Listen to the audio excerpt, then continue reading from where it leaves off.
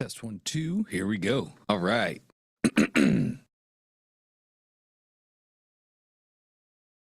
All right. Bingo. Here we go, everybody. Welcome in. Welcome in. Another beautiful day here in OFA. Dante here. Glad to be back with you guys. I was excited. I was thinking about all of you last night. I was fishing a tournament. I was literally thinking about OFA. Excited to get back here. Excited to help you guys move forward and talk marketing, talk business. So without further ado, let's get into it. I think a lot of familiar names and faces. I don't think I see any new members, but if you're new to the One Funnel Away Challenge, great to have you here. Please let me know you're new in the chat. At the bottom of Zoom, you should see a little chat bar. And chat as we go through these sessions. A chat is just a general session chat. You can talk amongst yourselves, make comments if you hear an aha from somebody else. So if you're new, definitely please let me know in the chat so I can get to know you a little better. But if you have questions, as always, gang, please just raise your hand. At the bottom of Zoom, you'll see a little heart that says react. If you click that heart, a pop-up shows up, and then there's a button that says raise hand. Click that button, bingo, just like Charlie, it'll raise your hand. That just lets me know that you have a question that you want to be brought up to speak. And if you don't have a question right now, that's perfectly fine. You're in a great place. Rising tide raises all ships. So great to have you here. You can be a part of the marketing conversation, learn insights, and apply them to your business. But if a question comes up as we go along, feel free to raise your hand at any time. Now, today's Tuesday, which means from 11 to 12, we have our open coaching. You can ask me any question about any track in any day of the challenge. Whatever questions or hurdles you have, we can solve those. From 12 to 1, Trey Llewellyn's going to be with us today. And Trey, if you don't know, he's built an 8-figure e-commerce business and quite a brand and a reputation. He's been able to build many, many, many millionaires. And he works with us every single Tuesday, showing us e-commerce insights, teaching us the business so we can stand on the shoulders of giants instead of having to walking amongst them. So that'll be from 12 to 1. And just a reminder, that 12 to 1, the e-com, that's going to be e-com specific questions only. So if you have a question outside of the e-commerce and maybe you're on the expert track, make sure to ask that early on. Okay, now I can finally stop. We got through the boring stuff. Let's get to the fun stuff. Charlie, you're up first. How can I help, man? Hey Dante, how you doing? Uh-oh, can you hear me? Oh, no. Uh-oh, I am not hearing you. Hold on, Charlie. not That's hearing me. probably all on me here. Let's see. More than likely. So let me Could be try. me. Cool. You can hear me. You guys can I all can hear me, you. correct? Okay, Yes. cool. It's just my speakers. I have a whole new setup here. Let me Okay. try that. I Okay. can keep on talking just in case all of a sudden you can hear me. I got you now, Charlie. Okay, cool. All right. How you doing, Dante? I am amazing. Excellent, excellent. Thanks for asking, man. I don't want to take up much time because I don't have anything huge. I just know our cohort is coming to an end soon. But I don't know who else is using Facebook ads, but I did want to bring up something Sure. that was very interesting. So I had ads bringing new members into our community, and the ad is basically just just a graphic of like some words, and it was costing me about between $1 and $2, something like that, to bring new people in. Okay. And so I just changed it up. So yesterday I changed it so that it's no longer just words. It's now a picture of me and two other guys with this big. It's not a distillery. It's at a bar. It's like a bourbon bar. So it's got Yep. all these bottles behind me, and I did it a little bit different. And so I published it. Yeah, I usually get about 10 people a day, something like that. And then I published it yesterday, and I got all of a sudden I started getting all these messages coming at me. I'm like, what is going on? And I got about 150 likes, and I got started getting comments and all this stuff very quickly. And I got about 20 people in an hour. So I think that it makes a difference on the image that you use, Mm. more so than I anticipated. Um, that being said, I'm kind of mad at Facebook now. Join the club. So they used my budget up, yesterday rather quickly, and I think that's why I got that influx of people, and it costs about 80 cents per person. Great. It's There, great. now we're getting there. That's much better, much Yep. better. And they did it in the afternoon. And so, okay, they went through the budget very quickly, which I don't care if they're pulling in 80 cents, like I don't care when. But then last night it started up again and it used up all the budget before I even woke up. I got two people. So now I'm Mm. like, this is this is not great. Like there's obviously a time to spend the budget and obviously a time when not to spend the budget. And it's kind Mm. of I thought the Pixel would get better at knowing that. It And does. so It does. But have you ever seen it burn through ad spend at 12 o'clock at night before? I don't remember ever seeing that.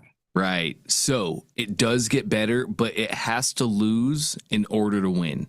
So Okay. this is kind of the why everybody hates Facebook, right? You're like, well, why didn't you just do the same thing you did yesterday that worked? But Worked. it's not just trying to find what works, it's trying to find optimal. And to find optimal, we're gonna have to lose a couple. So you can manually start to control this now, Charlie.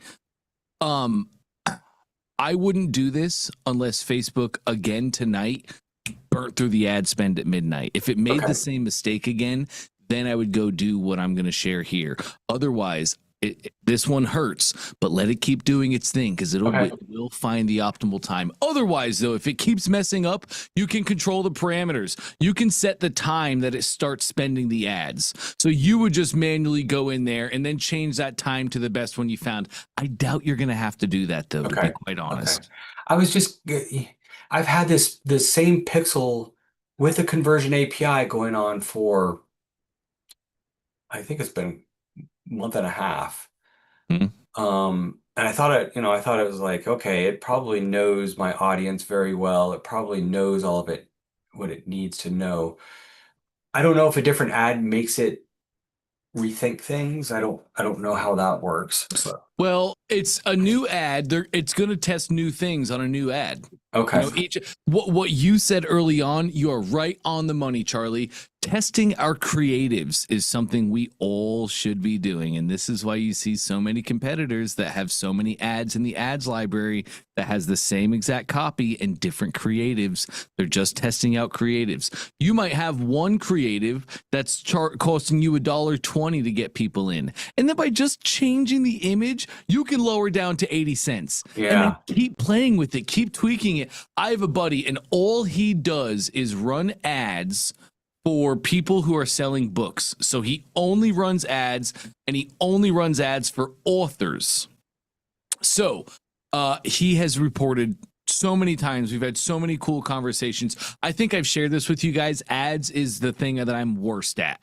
The worst thing I ever did for my coaching career was got an ads guy. It got me out of there. I don't pay attention to it anymore, to be quite honest. However, I still keep up with it. And he has had so many cool conversations with me where he's like, man, my clients think I'm an absolute rock star, but all I'm doing is I'm testing 3 different creatives and I'm finding the one that gets the best conversions, but also the cheapest rate. And all he does is change images. You're great to do that, Charlie. We should keep on doing that. More ads, more images. Let them run for a day or two. See the results that you get on that. And in the future, like what you're going to build towards, Charlie, you're going to have 5 different ads that are all bringing in leads at under $1. And now these are different ads that are kind of speaking to your different avatars. Now you're really flooding the community, hundreds a day. And that's where you're getting to really soon. But you're absolutely right in your assumption. The copy and the creative tweaks inside of those have drastic effects on your ad spend.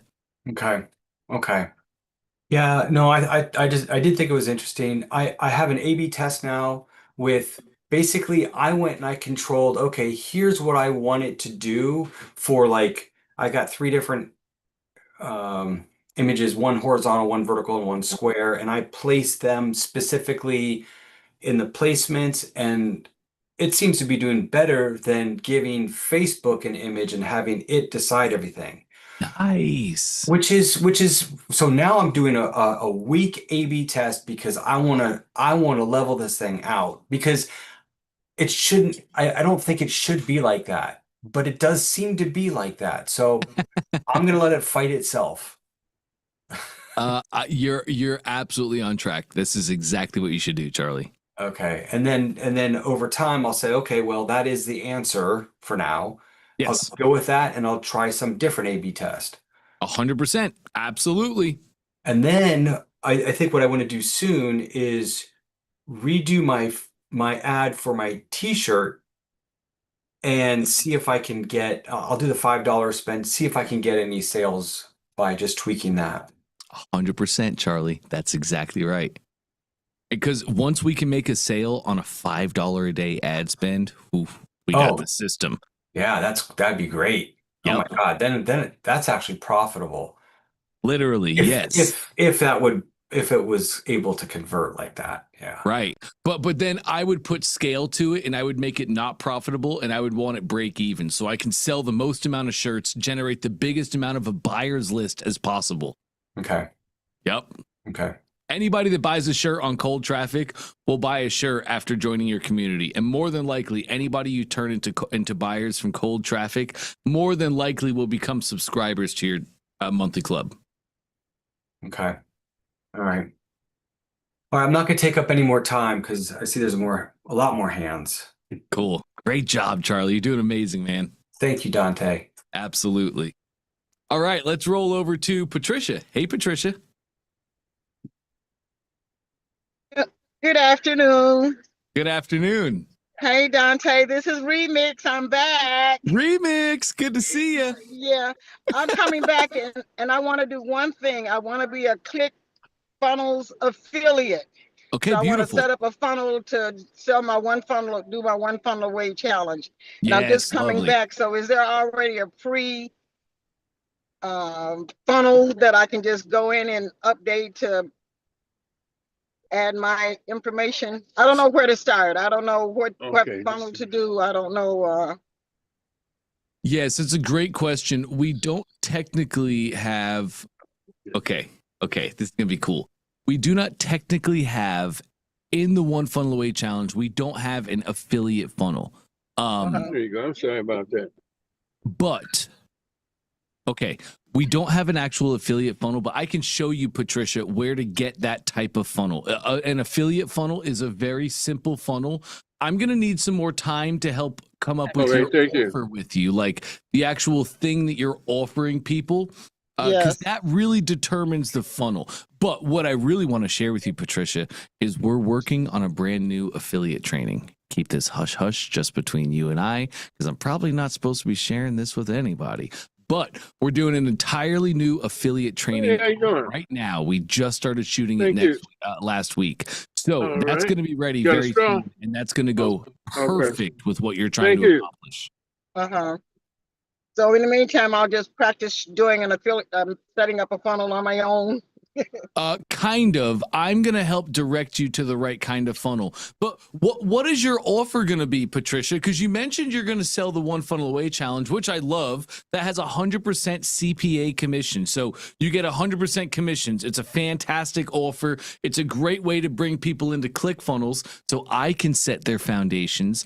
They stay with ClickFunnels longer and you make more commissions. So I love this. I love the whole track. But in affiliate marketing, it's a red ocean nowadays, Patricia. Everybody wants to do affiliate marketing, and there's so many people that are presenting offers and they're trying to get you to buy through their links. So how do you stand out from the crowd? How do you get people to want to buy through you? The big secret to affiliate marketing is creating your own offer. Why would somebody want to buy through you? And that really comes down to the same marketing that we teach you throughout the challenge, Patricia. Who's your dream customer? Who's the person? Are they existing business owners? Are they prospective business owners? Are they other affiliates? Or do they want to make their own business selling their own products or services? Sorry, one sec. Well, my audience is the ain'ts and the saints out there in the world who are ready to make a change in their life. And that change comes through, well, it's going to be the knowing ClickFunnels, but it's going to be a life change. Ultimately, it's biblical, what I'll be leading to, teaching classes, but the transformation changes is focus on financial change first. So that's why I'm introducing the ClickFunnels so they can start their own business on the Okay. financial side, but then I'll have a spiritual side that's coming later. But I want to get money in right away, so I want to be an affiliate. I think if I can learn how to do that affiliate funnel, then I can prepare the funnel for the other things that I want to do. So I want to get that funnel experience first and then go on from there. But I want to make some money as soon as possible. Yes, 100%. And you just hit me with everything we need. So you are going to sell the One Funnel Away Challenge to spirit-led and service-driven individuals who want to build a business, who want to take control of their finances, who want to go to the land of milk and honey, might we say. But they might struggle with the spiritual side of things, and they might struggle with the money is the root of all evil, and they might not feel like they are worthy or able to make a business without sacrificing their faith or the things that are really important to them. So now you, Patricia, create an offer. You go make marketing efforts to these exact people. You go make your Facebook reels, your Instagram reels, your shorts. You go make a TikTok talking to these people about these concepts. And you're talking about the spirituality aspect, the faith aspect of it. And that's the front end. And now, why do they take action through you? Why do they do the One Funnel Away Challenge? Because the One Funnel Away Challenge is going to pour their foundation to marketing and business success. It's going to be the best first step that they take in actually pouring the foundations of having a successful business in life. But now, when you buy through me, and only when you buy through me, you're also going to get my spiritual reset course. God doesn't want you to fail. God wants you to win, and God wants you to prosper. And this is a really hard concept for a lot of Christians because it's a really hard concept for a lot of their pastors to share with them. So God has an amazing plan for you, and God wants you to do this, and God wants you to help you with this business. So I'm going to give you today free, when you buy through me, my Spiritual Reset Masterclass. It's normally a $997 product, but I'm going to give this to you completely for free because this is what you need to take the proper first steps to achieve the goals you need. If you're ready, click the link, sign up below. That's how you play this game for you, Patricia. The One Funnel Away Challenge is as important as the offer that you're bringing into it. That's going to help people. And the big thing, which you are already nailing, my offer must solve the problems that my dream customers are going to have with this, the roadblocks, the hurdles. So like just some different examples so you and everybody can learn here. Some different examples. Maybe your dream customer is an existing business owner that's just not great with traffic. So bringing them into the One Funnel Away Challenge is going to be a great experience. It's what they need, but now you know that their biggest hurdle is once they build the funnel, once they make the offer live, it's getting it in front of people. Well, in that case, I would be making a course on traffic, how to launch your funnel, how to get it out to people, because now I have the One Funnel Away Challenge that solves all their problems. And the last problem they might have, the last objection, the last reason they might say no, now you come in at the end and you're like, hey, and you're also, when you buy through me, going to get this course that shows you this thing. Now the whole package gets fulfilled. They have everything that they need to actually go get results. Does all that make sense? Of course. Bingo.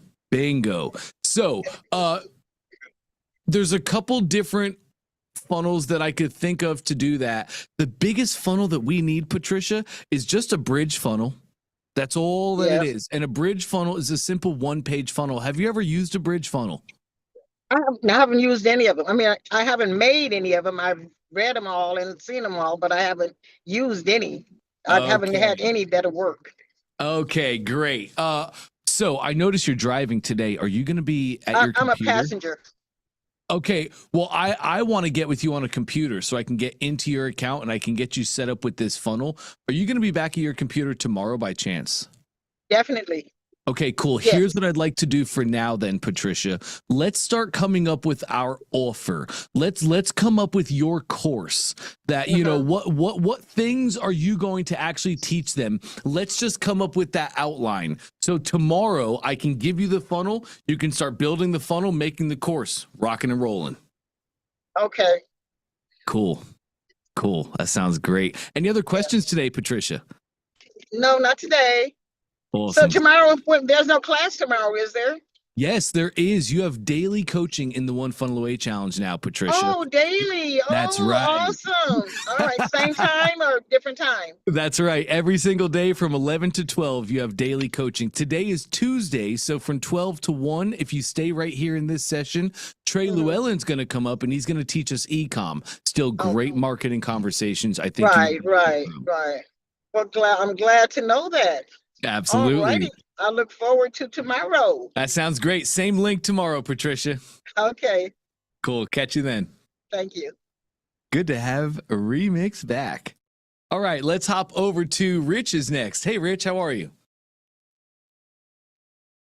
Hey, Dante. Hey. How we doing there? Awesome. Yeah, so How right about after I yourself? told you I got a lot of time to work on stuff, I get jammed up last week. But I got to work on the funnel a little Doesn't bit. that happen every time, Rich? Hey, gang, I'm curious. Doesn't it happen every single time? Every single time we want to go do things that are different from the norm, every single time we want to go break out of the box, doesn't the universe push against us? Doesn't it happen every single time where the universe says, how bad do you really want it? Every time it does, but it's good to have you back, Rich. Yeah. Yeah, so let's see. I did this. This is my first time using Dante AI too. So Nice. I've had it. I haven't done any funnels since you gave it out. So now that I'm back in there, I said, yeah, let's give it a shot. Awesome. So let me get my. All right. Oops, sorry. I should have been set. You're good to go now. Just share one more time.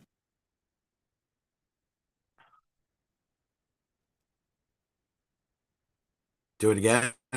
Yes, go ahead and do it again. You should be good now. And just in case anybody else doesn't have access to Dante AI, I just put him in the chat. Dante AI is my robot. This is not a custom chat GPT. Dante AI is a robot I made from scratch. I get to train him on exactly what I want to, and he is trained on only the frameworks and teachings of Russell Brunson. So I put his link in the chat. You guys have unlimited access to him as a One Funnel Away VIP. Feel free to use him relentlessly. All right, nice. Gotcha, Rich.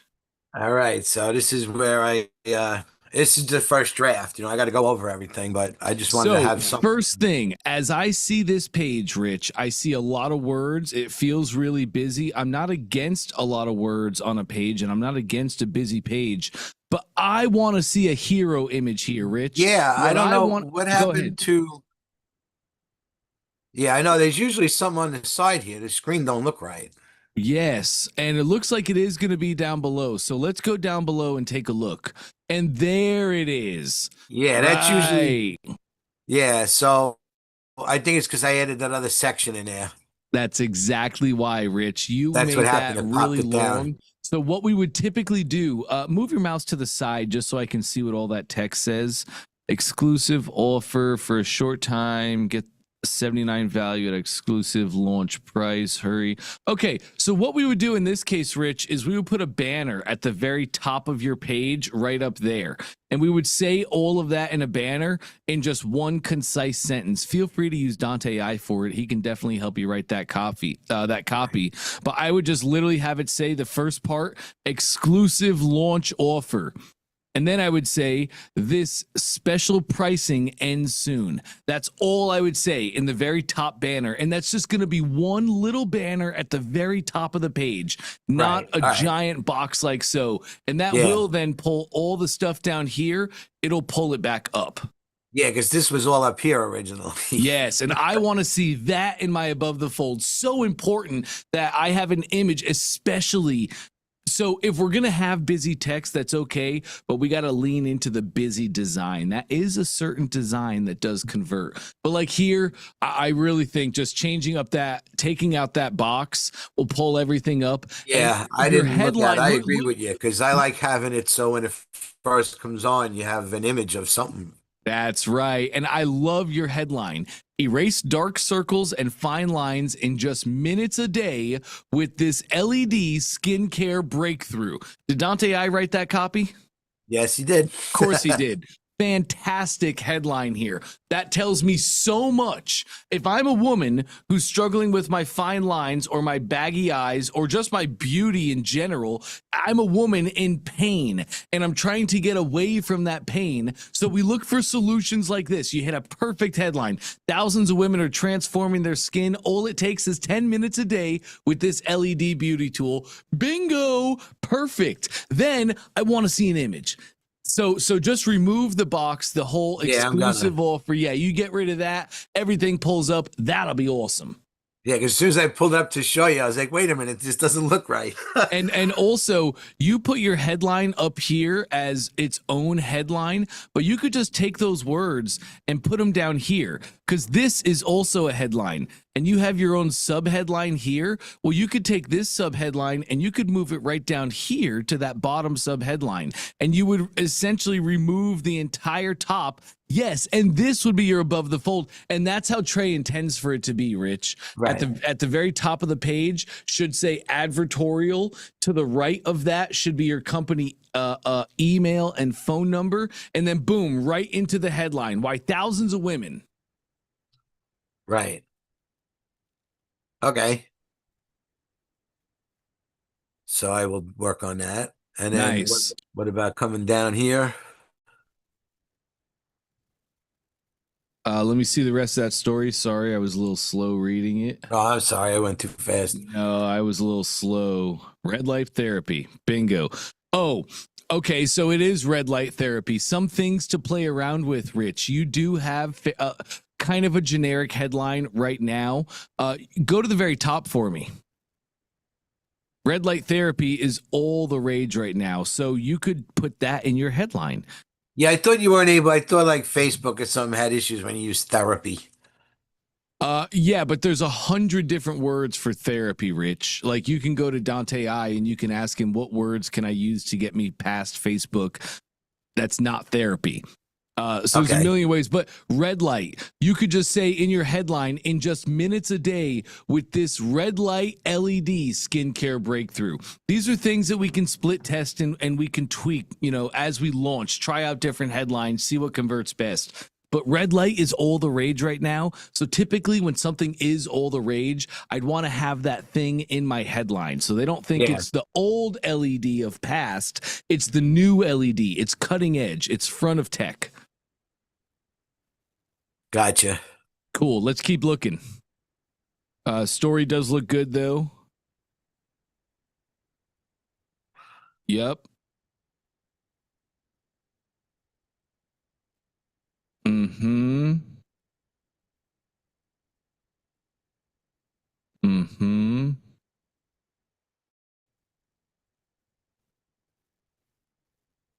Nice. Putting the things together to create a bundle, creating an actual offer. I'm not just selling you the tool.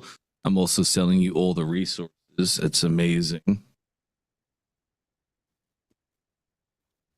Nice. Keep going. Oh, so good, Rich. Did you make these images or did these come with the product from Zendrop? No, I made these. Great work, Rich. It took some time, but they finally came out. This was very hard to get them. It kept doing sunglasses, and I was like, they're not glasses. But finally, I got it to work out. And I also am working on turning them into videos. Yes, some little GIFs. That would be really great. Yeah. Yeah, I've been working on them. It's, I just got to keep tweaking them a little bit. Let's keep going. I want to see the steps. Okay, so immediately I figured we were going to see this. Take me up top a little bit.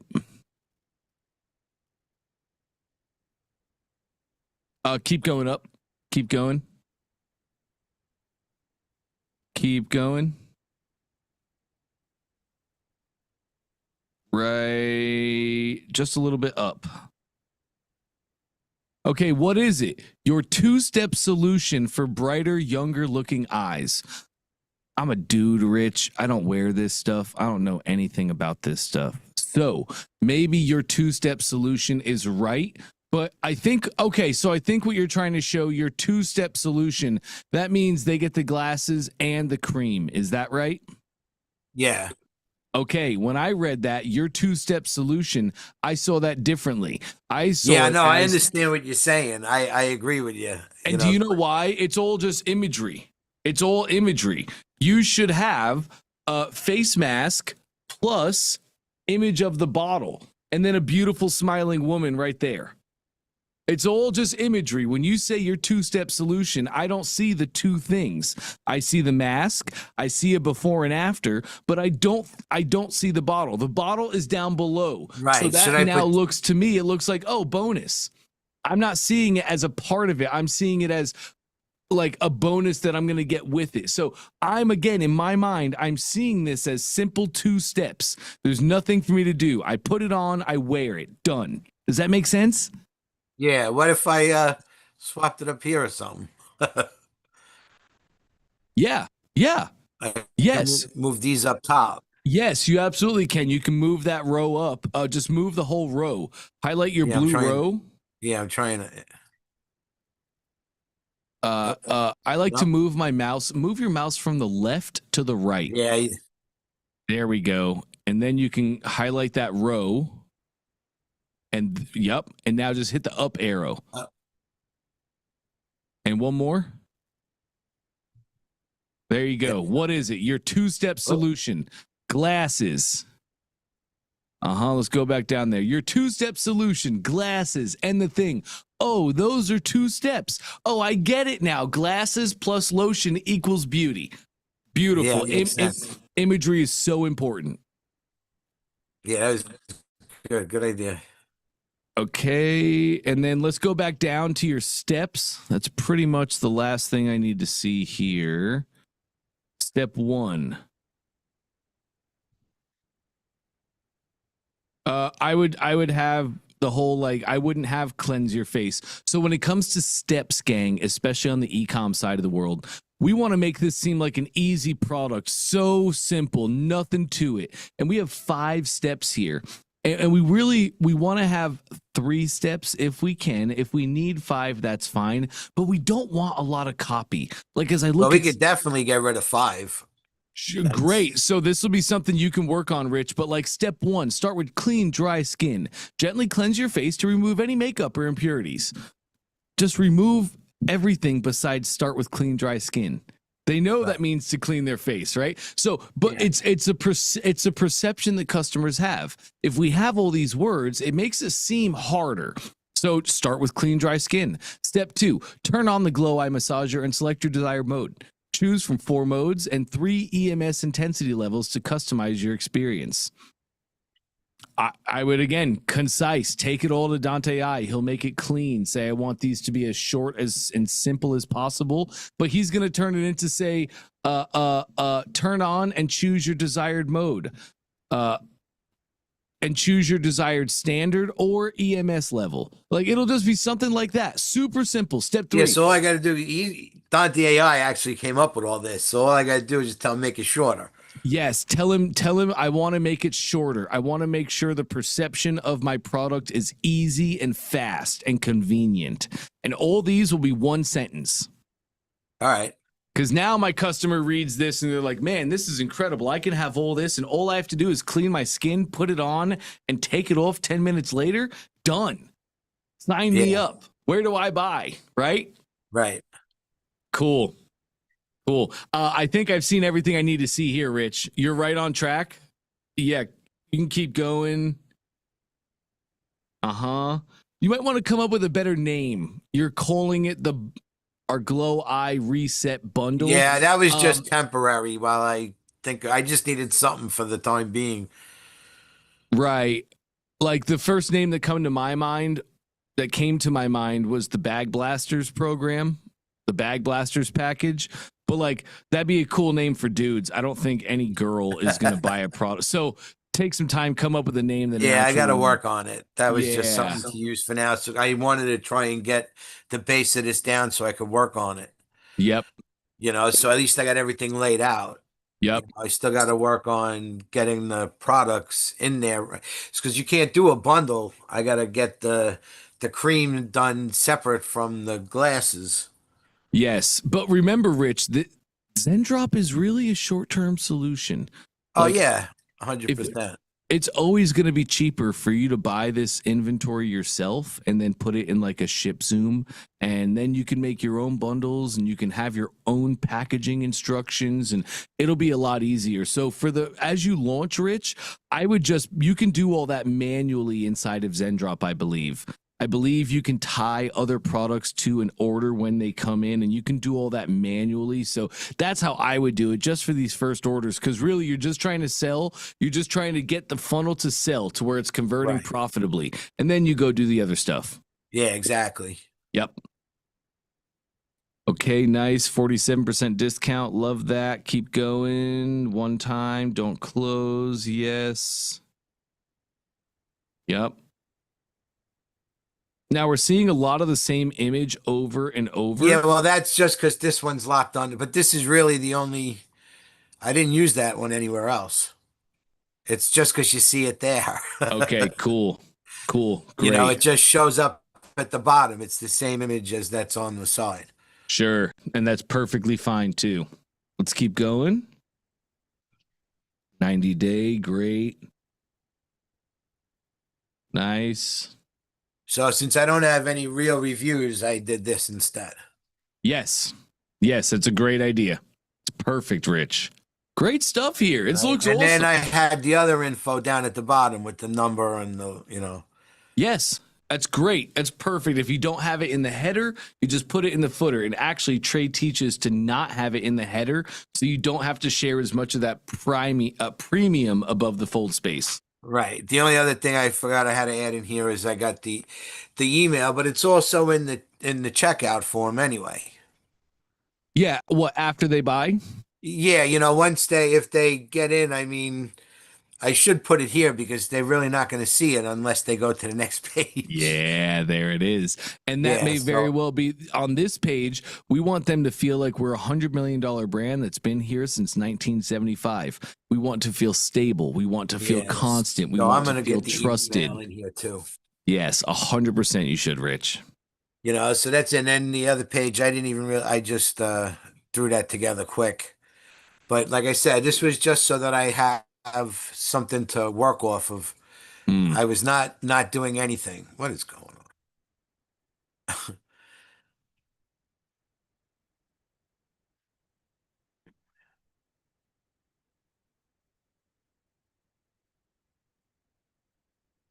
What is going on here? Yeah, so that's why I used this instead. I didn't want to use that other picture you just talked about because it was showing up everywhere, the one that drags down. So this was another bundle that I made up. I'm just thinking this background, I think it looks better with color in it. I think so. Yeah, no, I agree. Just at the very least, so that we can get those glasses to pop. Because it doesn't go well in there. I think I made another image of it with the background that I'm going to put in there. Nice. But I really, like I said, I didn't really work much on there. See, this is where I started with the info up there. But up here, should I have like something? This was just temporary. Should I put a block up there with that? I didn't want to do the logo there either. I wanted to put something else. You could, you could put a headline that kind of re-says what you said on the first page. Reclaim your beauty, lock in youth, kick bags to the curb. You're just one step away from brighter, younger looking eyes. That you definitely can have that. It's all split testing though, Rich. That's really what it's going to come down to. Because like as Trey teaches, he really teaches don't have that at the top of this page. Just have your logo in the top left, your information in the top right, and go right to the order form. Because customers do that. And because on here I did the same thing. I put everything at the bottom. Which is great, but remember the intent. Customers who get to this page, they click the button on your previous page. That's them saying, yeah, I want this. So once they say they want it, just take them right to the order form. But you can split test this, and you can try it with a headline and without and see what gets the best conversions. Yeah, no, definitely. Good deal. Yep. So I'm going to work on this next and then, go to make all the changes we had, and I got to go through everything and figure out how to get the bundle to go correctly. the other things when I was doing them, it was a little different for me because I was doing them from, the Shopify store. So the Right. bundles were pre-made. I just had to give it the information. Right. So that's it for now. I'll work on this and try and get back to you during the week. Cool. Yeah, that sounds great. You're on beautifully on the right track here, Rich. You might want to reach out to Zendrop. I haven't spoken to them in a couple months, to be honest. You might want to reach out to Zendrop and see what their workaround is. The best way for you to kind of get those products together. I know they were working on making bundles again. Mm-hmm. So was going to ask them if there's a workaround in the meantime until they come up with the bundles. Yes, definitely do that. I like it when they had the bundles. It was great. You just got your product, you clicked on it, bam, there's your bundles. It was it was so easy. Yep. So I'm hoping. I don't know why they got rid of it in the first place, but I hope they get it back soon. Yeah, me too. Definitely reach out to him. Maybe put a little fire under him there to get that faster because I want it as well. Today. Yes, sir. Love that. All right. Thanks, Dante. You got it, brother. Great stuff. All right. Next up, we have Rick. Hey, Rick. Hey, Dante. How are you? Great. How about yourself? Good, man. Thank you so much. Always a pleasure. Is this the first time we're speaking? It is, because I was a VIP for a while and I kept asking, how do I share my screen and mic? And they said, you got to be VIP. And I was, but they had me in a different VIP class, I think. Oh. So it was just up until last week. I fixed everything, right? Okay, cool. So I'm here for the first time. Awesome. Good to have you, Rick. First off, man, I appreciate your enthusiasm and always smiling and your energy. I don't know how you can do that forever, but it's absolutely amazing. It just, makes me feel like I'm in the right place. Awesome. Love that. I appreciate that.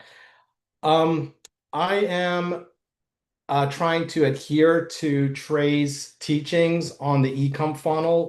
Can be tough. Exactly. And I was kind of I'd like to share with you real quick if that's possible. Yeah, it's great. Okay. Let me just do that. Share. Okay. So I was kind of going back. You can hear me okay, right? Yes, I got you, Rick. So I did a little e-com, years ago, in the same space, and I had done very, very well for a short period of time, and I was using Facebook ads to drive my traffic to my offer. And at one point, I had like 100 Facebook ad accounts, and they all got shut down. And I was constantly getting shut down. And I woke up one morning, I said, I'm making money, but I can't go to sleep at night and wake up and then my business is done, right? I said, I got to find a better way. So I was a financial planner, graduating out of high school, and I kind of was doing some finance stuff. So I'm back in it now 100%. As I get a little older, I'm looking for obviously some ways to generate some recurring passive income in addition to kind of what I do for my livelihood. So I was kind of going back and forth here about I'm passionate about this niche, about health and wellness for pets. Cool. More so for dogs. So this is, I think, going to be my first attempt at this e-commerce funnel. It's not, I don't know if you call this a physical product. This is just a placeholder for right now, but I'm actually private labeling my supplements. I've already designed the label. I've already paid for my order. I should have my inventory within the next week to 10 days.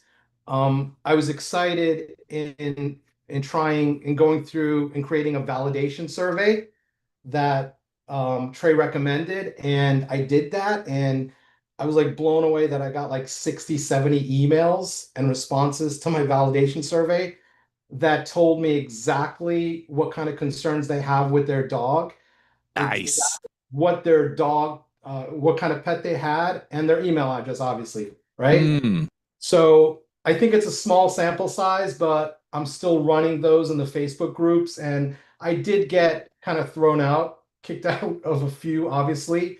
And I think but what did you do, Rick? When you got kicked out, did you just keep going to more groups and just keep trying?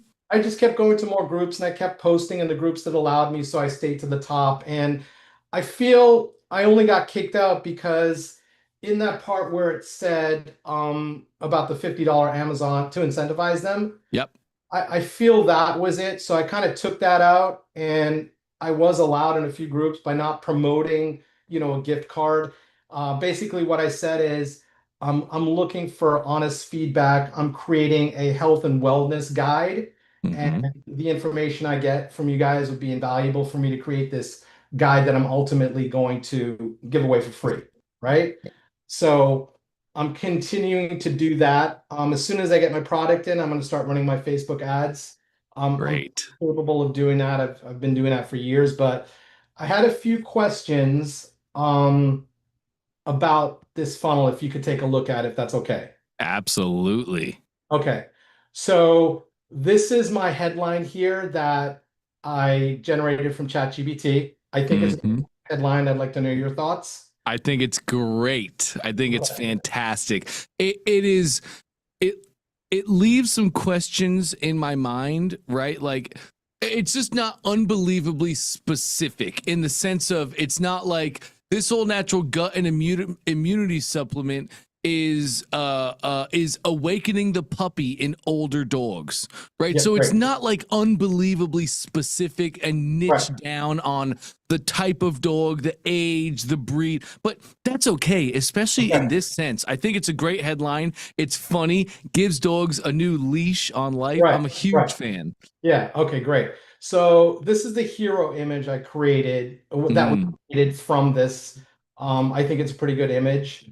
I think it's an amazing image, but if we're going to follow Trey's format exactly, this would be the with or without, or the before and after type image, where on the left hand side we would have an image of a dog with a grayscale filter over it, and the dog is laying on the floor and it looks like it's having a miserable time and it's unhappy with its life, and its owners are probably going to be looking over it concerned or upset, or it's going to be a terrible environment. And then on the right hand side, this image right here. Instead, now the dog is out at the park. It's jumping, it's smiling, the wind is blowing its fur. The owners are behind it, excited, happy, and clapping. So image left side is the worst case scenario, what people are currently in. The right side is what they want to be.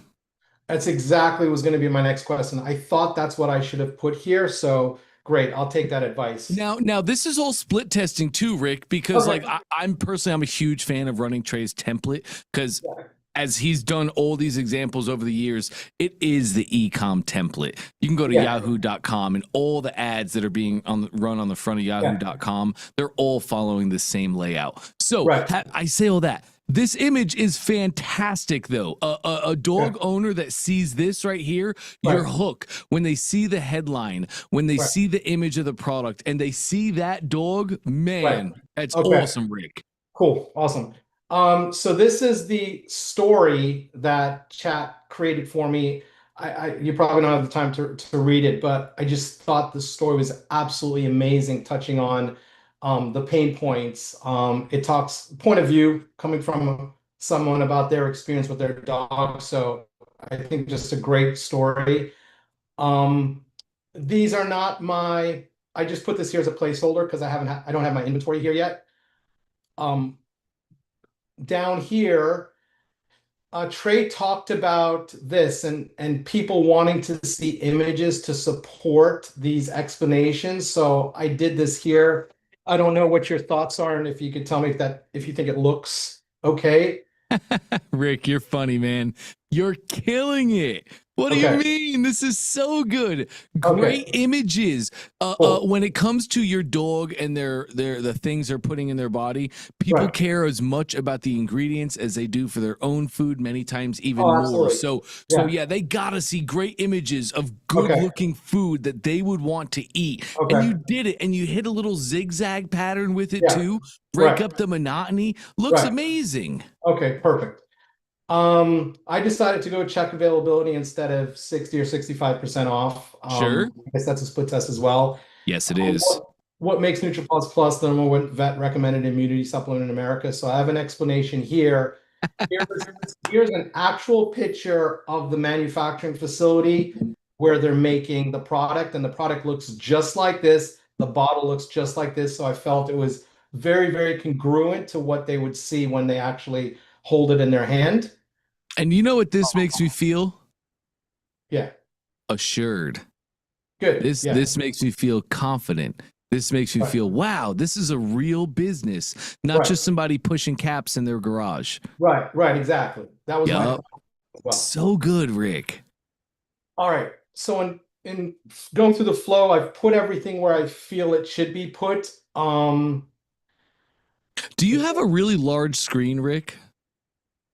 I do, yes. Okay, cool. I think it's just the size of your screen. All the text looks very small.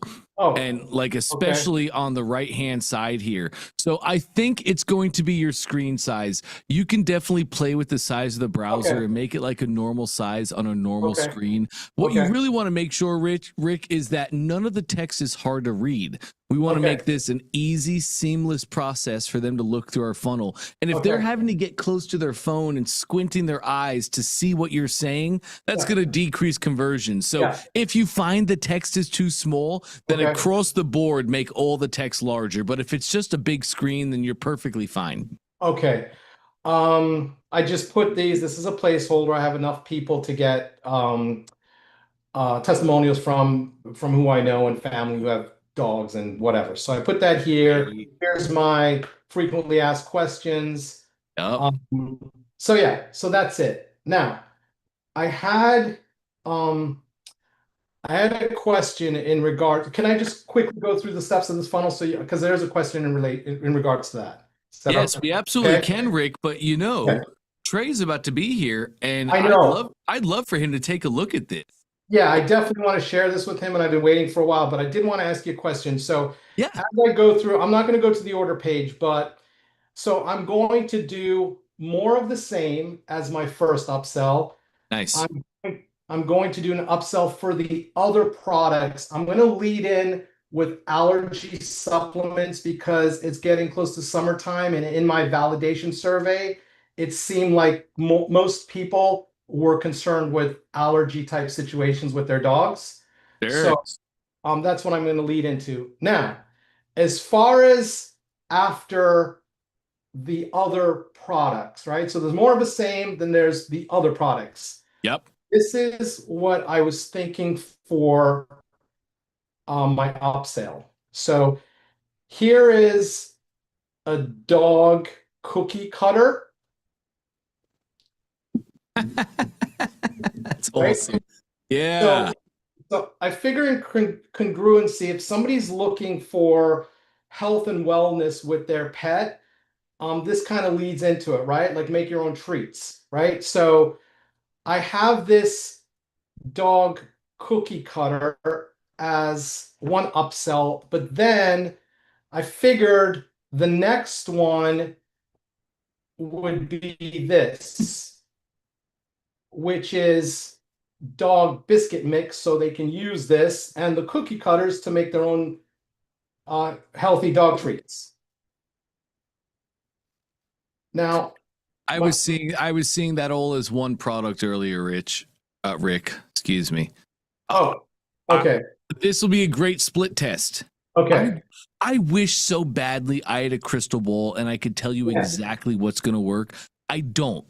Okay. Every customer is different. Every business gets a little bit different. You may be doing great by splitting up the products and first selling them the cookie cutters and then selling them the mix. That might be the wrong order, though. You might have to sell them the mix first. The idea that they can just make their own healthy dog treats at their house and ensure the right ingredients. Great. So my question to you is, I didn't know how to structure, not the more of the same I can figure out. It's the next step where I'm trying to put together, okay, you just bought allergy. Do you want to buy skin and coat? Do you want to buy hip and joint now? So I couldn't figure out how to put that together. So I reached out to a funnel builder from our community, and Mm-hmm. I was speaking to this girl, and um, she was like recommended by you guys. She's in the top 1%. She's like whatever gold level or whatever. I bet I know exactly who it is. I have her name written down someplace, but Erica, I think. I'm not sure. Um, Yep. okay. So she said, or she suggested to maybe put the dog mix and the cookie cutter in an order bump as opposed to upsells. What are your thoughts on that? Probably not. Okay. And here's why. They're coming in on supplements. That Yeah. is an effortless solution. They give it to the dog. They're buying a pre-made supplement. They just give it to the dog. Right. So it's effortless. Okay. Then the bumps on that order would be an effort bump. Now that I gave you an effortless solution, do you want to make things yourself? I just think you would need more time to lay the marketing down, to lay the story as to why they would want that, which is why I would put it as its own OTO. I think a great upsell, a great bump could be like, if you had like a topical cream or like drops that you could put on the dog for their coat. But I would want another type of supplement, another effortless solution. Got it. Okay, that makes a lot of sense. I really appreciate that. Nice. And then this is all split test too, Rick. You may find that separating the cookie cutters from the dog mix doesn't sell. But by bundling them together and selling the entire experience and solution as one, that might sell. We test and try. So when you say split test, if I'm running Facebook ads to my offer and I have it set up this way, the split test would be to run the same Facebook ad, but now join them or eliminate one and keep the funnel just the way it's saying, just the way it is, but alter just one variable. Kind of. Okay. We can run split testing in our funnels. Yeah, I remember that. Right. So that's really what I'm thinking. You have track A and track B. Okay. And you can reorder the steps in each track. So just run one ad to the funnel, run the split test in the funnel. Okay. Got it. Got it. Nice. Man, you've given me a lot of great information. I appreciate it. On a side note, I just came back from this 4-day AI for Business event in Orlando. Just learned so much amazing stuff in regards to AI. But Kevin Anson was a speaker there. Do you know who he is? Yes, I do. Yeah, he was talking about you guys a lot. He said he did a lot of work for Russell, and it's been instrumental in running his book funnel ads and things like that. So learned a ton from him. So it was great. Awesome. Love to hear that. Thanks for passing it along. Thank you, Dante, very much. And I'm going to stay on for Trey when you guys get on. I appreciate it, man. Yeah, stick around. He's going to be here soon. I'm sure he'll love to take a look. Okay. Thank you so much. Awesome. You got it. Gang, it is 12 o'clock. Trey is going to hop in just a moment. So let's take a little break if you want to grab some coffee or a drink, and we'll be right back and get it started. I got the hiccups.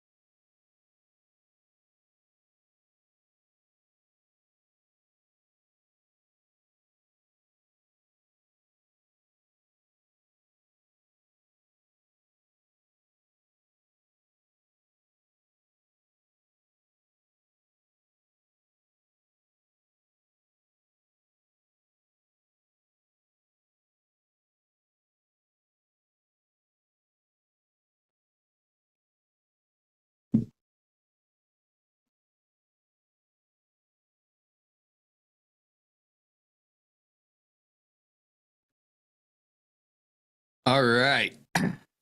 Bingo. Would you look at that? Right on time, as always, Mr. On It himself. Trey Llewellyn. Trey, how we doing, sir? I caught him on a bathroom break too.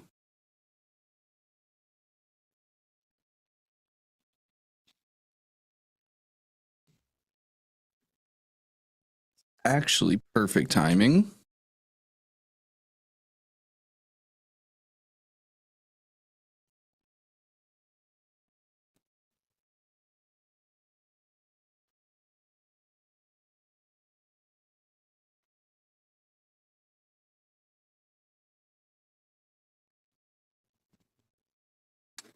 All right, gang.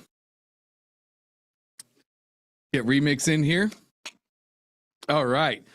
So I'm sure Trey is just hopping over to the bathroom. We're taking a break, getting himself set up. Oh, no. Did you already call me on? I did. Where'd you go? There he is. I got it. There it is. I was just in the waiting room, so I figured I'd go to the break room and get a coffee. Yeah, I knew it. I knew I hit you on the interim. Good to see you, man. Good to see you, man. Did you go 4K? Like your quality of video is just like spot on. We did. The studio's taken a little upgrade since last time you were here. Holy smokes. That's amazing. We got some stuff in. We're doing it. By the way, I have your airplane mount. I'm sending it over to you today. Well, you can keep it for the next time I arrive. How's that? Okay, that dog will hunt. We'll make it happen. Man, it is so good to see. I feel like it's been forever since I got to hang out with you. How you been? It was good, man. I just got back from ClickFunnels. As I think we had a call while I was in Boise, you know. Oh. And that was fun. That was a lot of fun. That was very tiresome. Dude, ClickFunnels is a different animal. Okay. As you know, like I'm talking to ClickFunnels. But I got there Monday night, midnight, got to bed around 1 a.m. And then I was at the office, ClickFunnels headquarters. I think I got there around 9 a.m. or so. And then we went until 1 a.m. Tuesday night. I was back at the office 9 a.m. again Wednesday, and we went till 6 p.m. And then Russell was nice enough to let me kind of have the office, and ClickBank came in, and so we talked to ClickBank for 2 hours. So I was there till about 8:30, and I got back to the hotel around 9 or so. So they were like 2 really full condensed days. And I will say, you know, we're being led by one of the greats. Russell was there with me. He jumped out to put the kids down to bed, and he was back in the office at 9 p.m. and was there with us until midnight or 12:30 in the morning. And he had a 5 a.m. workout. I was like, bro, you just need to go. Like that 5 a.m. workout's getting harder and harder to wake up to. But he was jazzed, man. He was jacked up. Because I mean, I came in to help out some guys called the Morrison brothers, Adrian and Anthony, who are going to be doing some things with ClickFunnels. So I helped them do some videos, and that was really what I was supposed to be there for, like really quick 1 hour session, which then turned into 2 1-hour sessions. They wanted to do a VIP, so I was like, I can whip up some goodies, which was great. And then beknownst to me, there was a whole team coming in to write 4 webinars for ClickFunnels. And one of those webinars is going to be between you and me and a Zoom call meeting, an e-com webinar for ClickFunnels. So I'm really, really excited about that. I think that's going to be I mean, I know it's going to be great because e-com's the #1 spot to be in business right now. If you ask ChatGPT and say, what business should I start? It says e-com business. The creator economy is changing. E-com is the way. E-com's the way. And what a beautiful place for you guys to be on. Like, you know, these calls. But what I really liked about it is I was sitting down with a guy named Cam from ClickBank, and he had left ClickBank 4 or 5 years prior. And I'm sitting down with him, and he started an agency. He started I don't know, like 3 other businesses with 3 other different partners. And now he's back at ClickBank. He shut all those other ones down. And he's in a I forget what they call it, like a EU, like an entrepreneur or EO, entrepreneur or something. I forget. That's a group of entrepreneurs, people like a businessman, like true businessmen, who have like a real estate business or a manufacturing company or a commercial building business. And he sits in these meetings with these guys and here's their complaints, here's their headaches, and here's their margin, the profit margins. And he goes, I've come to realize e-commerce is the best. E-commerce is the best. And I was like, I agree with you. Like, we're always looking for that shiny object, that green grass that's on the other side of the fence. But when you get over there, sometimes there's even more dog poop over there than there is on our side. And it's like, oh, shoot. I didn't realize there was going to be this much dog poop over here. I should probably just go back and should have concentrated on the main goal anyways, because they're all hard. Did I share with you the story about the sports clips last week? No. I didn't share that? No, lay it on me.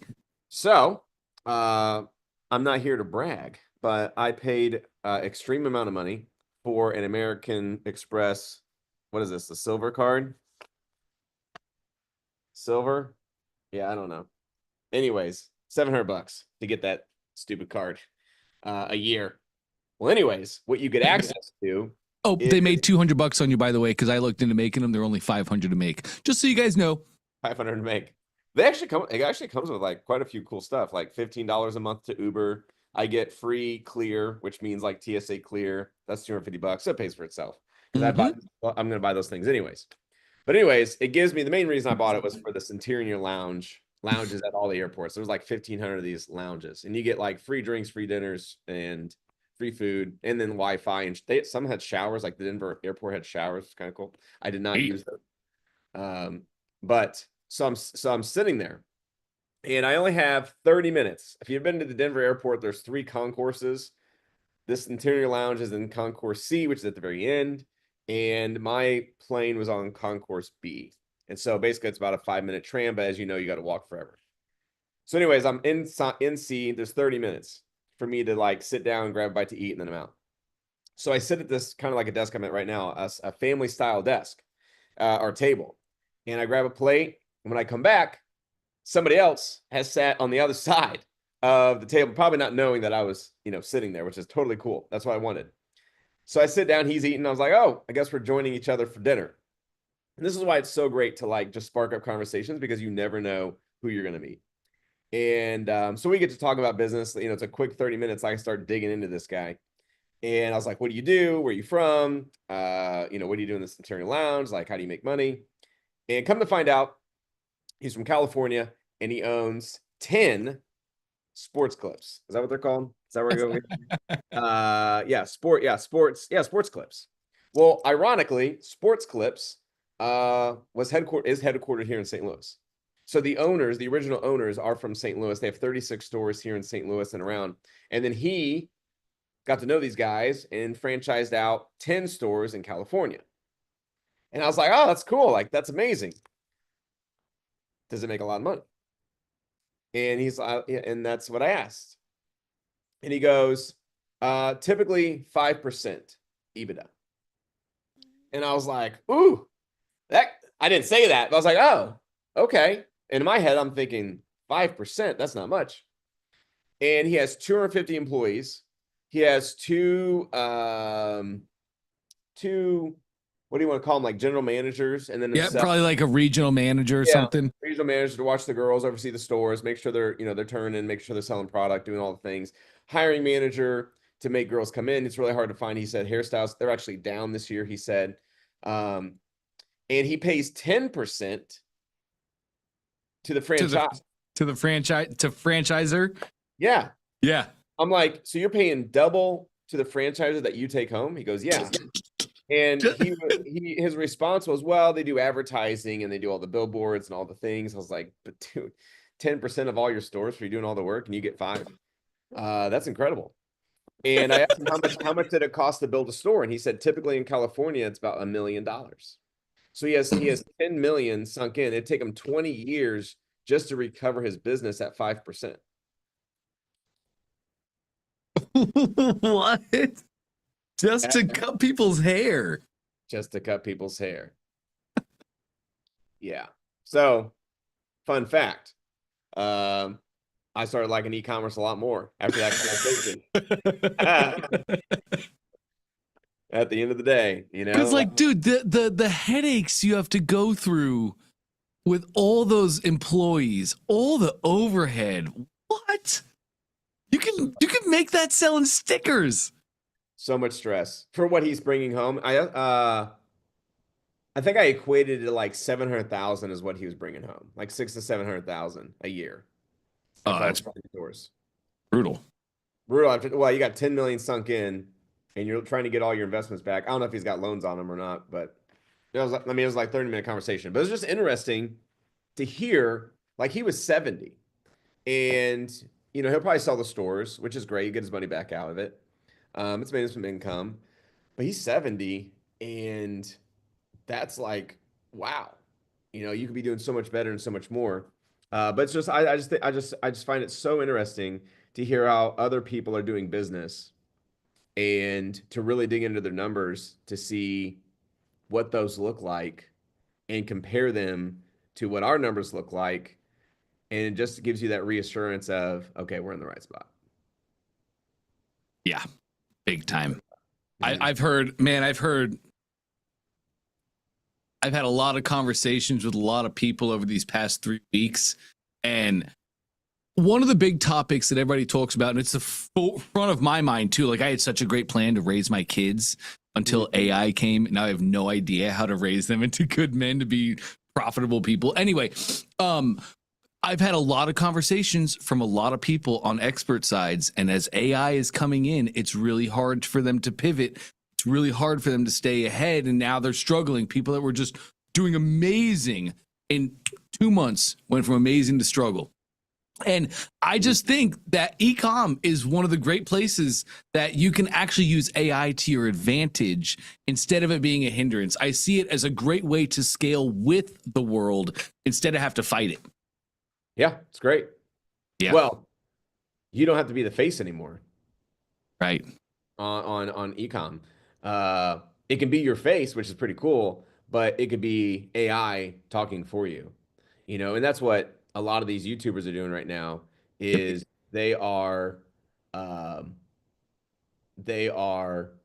dubbing their voice and their mouths to speak in different languages to attract other different people, which is interesting. I think Mr. Beast, I forgot what he said, but he came out and said like when they started dubbing their Spanish channel, it grew faster than their English channel. Yes, it did. There was like more people that speak Spanish than English in the country. So like all you do, like when you upload a video, is say what language is this in, and you'll say English. Well, then those videos are only pushed out to people who understand English. Like that's why you never receive German videos or like Italian videos or French. It's just all because of that one selection. So if they're starting to push out video of like, okay, this is English, this is Spanish, this is Japanese, this is Mandarin, this is all these things. Well, shoot, now you're getting into different viewerships, which is pretty cool. So I always watch, what trends are happening, where are things going, and it's really, really, really cool to see. I sent you a TikTok. Maybe we should play it. I don't know if you watched that yet. I don't know. I'm on a new studio computer. I probably can't get it up. But it's funny. I follow that guy too. And like the whole baby trend. I can make. Yep. Go ahead. I can make a baby that sells a tie. I can't make a baby that sells $10,000 coaching. Correct. So different. So I don't follow this guy. Maybe I should. I didn't know did he talk about the babies too? Yes. I like what he's doing. I watch his stuff. Okay. Yeah. I'll pop this up real quick so everybody can see it. Share sound. Yeah, Tom, a combo of expert and e-com, that's been the way forever. 100%.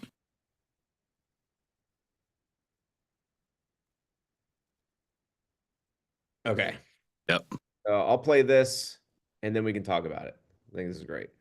These two guys just sold $7 million worth of products on their live stream. But here's the crazy part. Neither of them are a real person. These are two AI avatars that stream to 13 million people for 6 hours straight. And this right here is the new definition of printing money. Listen to this. So the guy on the right is named Luo Yonghao. He's super famous in China for live social selling. But on this stream, he tried something completely different. He worked with Chinese company Baidu to build his own AI avatar. You see those movements? How he's tapping his fingers on the desk and moving his arm? Baidu's AI pre-generated 8,000 different gestures, kind of like a movement database that his avatar could pull from to seem more realistic on the stream. They also used AI to ingest 13,000 product descriptions. And this meant that Luo and his co-host could have a full AI conversation with perfect product accuracy. Price, features, deals, all of it. He was even taking live questions from the crowd on stream, all powered by AI answers. But here's the craziest part. This stream did $7.6 million in revenue in just 6 hours.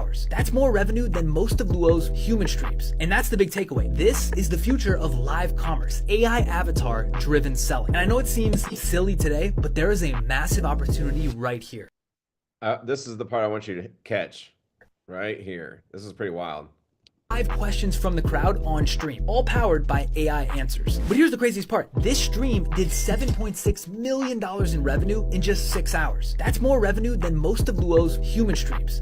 That's more revenue than he typically does when it's just him. So AI outperformed him being live actually. This is the future. Actually live, you know? Yep. Like, dude, that's great. That's wild. That's wild.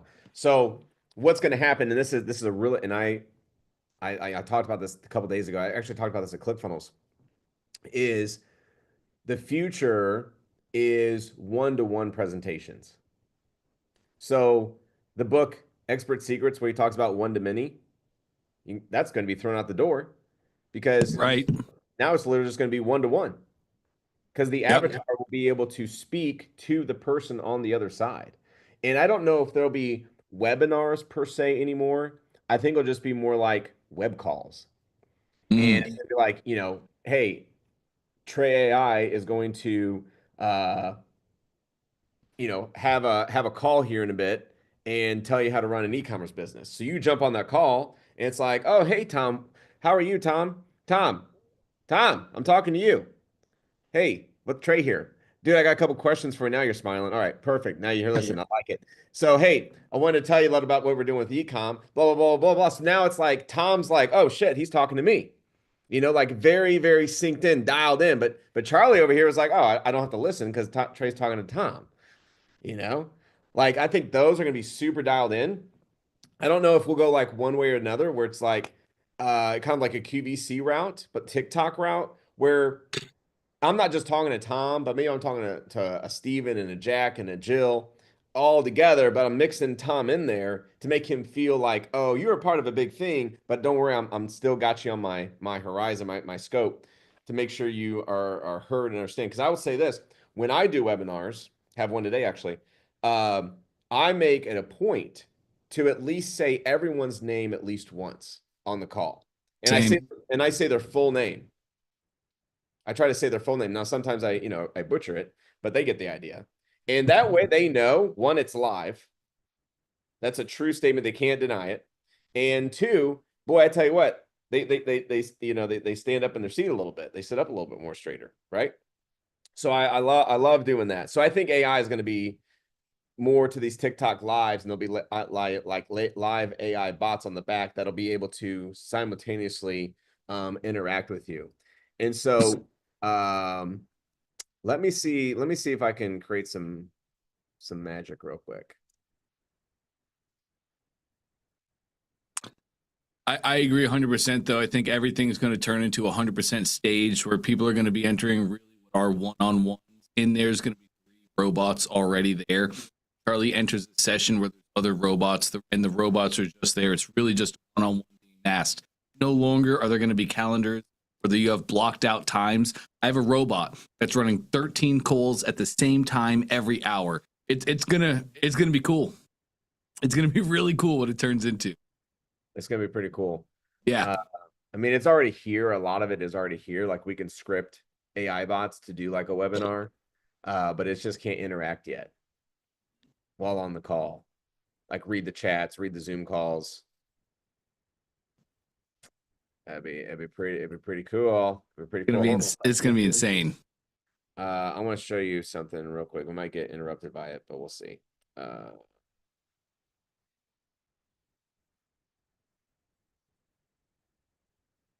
Let me make a call. 1 second. Play some Jeopardy music. Do your thing. Oh, it's funny. 2 hours later.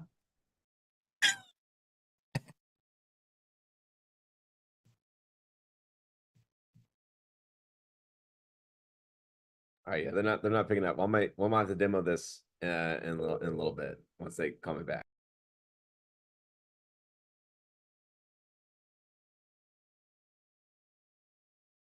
So we'll see if we can hit that in a little bit. Something we've been working on. Did you do that 2 hours later, or did I? Now that was Scott Winter. Okay, that was funny.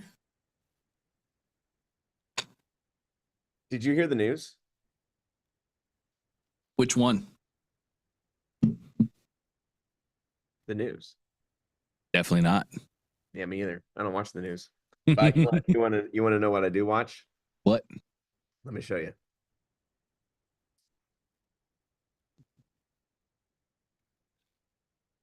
Just in case you guys don't know, Trey's method on news is he doesn't waste his time watching news. If something important enough actually happens, somebody will tell him about it. Other than that, he runs his business. We run the business. We look at Pie ads.